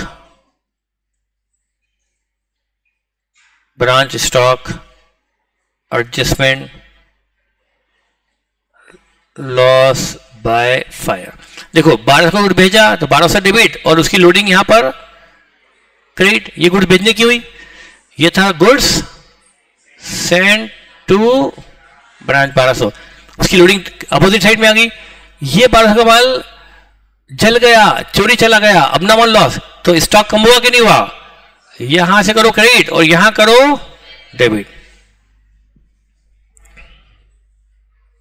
इसकी लोडिंग जैसे 1200 से डेबिट किया था तो लोडिंग क्रेडिट की थी, अब 1200 से क्रेडिट कर दिया तो उसकी लोडिंग यहां से डेबिट और यहां करो क्रेडिट। अब बताओ ब्रांच पे कैंप पे गया, इस अबनॉर्मल लॉस का क्रेडिट, और ये लॉस कितना बचा, ये किसके बिल में जाएगा,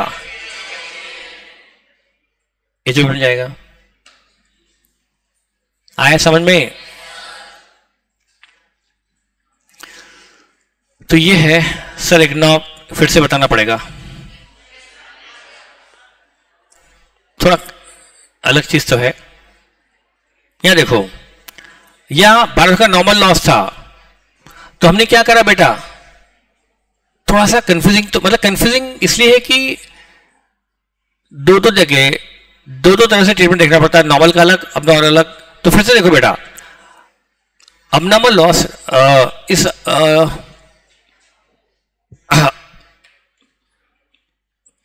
देखिए स्टॉक डेटर में 1200 का माल भेजा, 1200 डेबिट, उसकी लोडिंग यहां क्रेडिट कर दी, इसका बेटा नॉर्मल लॉस हो गया, तो नॉर्मल लॉस कौन बेयर करेगा? शॉर्टेज हो गई, माल ब्रांच में कम पड़ गया, स्टॉक कम हो गया, शॉर्टेज को नॉर्मल माना गया, पर स्टॉक तो कम हुआ कि नहीं हुआ?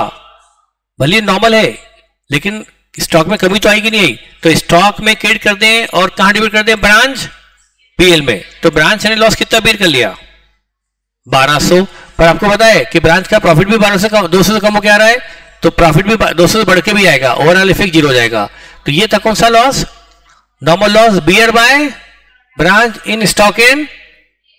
लेकिन यदि यही लॉस एबनॉर्मल है तो 1200 यहां क्रेडिट होकर कहां डेबिट होगा? ब्रांच के पीएल में, या लॉस बाय फायर? मतलब ये ब्रांच से क्रेडिट होकर, ब्रांच से क्रेडिट होकर ब्रांच के बिल में जाएगा या एचओ के बिल में जाएगा? इसलिए हमने अलग से अकाउंट खोल लिया, इसको लॉस बाय फायर में ले आए, उसकी लोडिंग पे हटा दी। जब स्टॉक हट गया लोडिंग वहां से डेबिट और यहां क्रेडिट, फिर लॉस कॉस्ट कितनी बची? 1000। ये कहां जाएगा? एचओ के पीएल में। ये मैं आपको पीडी भेज दूंगा, अब इसको और देख लीजिएगा। तो अभी मेरा स्टॉक डेटा भी रह गया है, अभी मैंने सिर्फ डेटा सिस्टम बताया है और नॉर्मल एबनॉर्मल लॉस बताया है। तो आप थोड़ा सा क्या करेंगे, आज आपके लिए टारगेट बहुत ही कम हो गया, आपको सिर्फ डेटा सिस्टम पर जितने क्वेश्चन मैंने पीडीएफ में लिख रखे हैं इसमें, वो सारे क्वेश्चन आपको डेटा सिस्टम में कर लेने हैं। मैं जल्दबाजी बिल्कुल नहीं कर रहा हूं। तो आज आपको सिर्फ क्या करना है, डेटा सिस्टम के जो क्वेश्चन है मॉड्यूल के सारे कर लेने हैं, उतना कर लो। तो हमें जल्दबाजी नहीं, डेटा ब्रांच को हम आराम से लेंगे, जल्दबाजी में लेंगे। हाँ,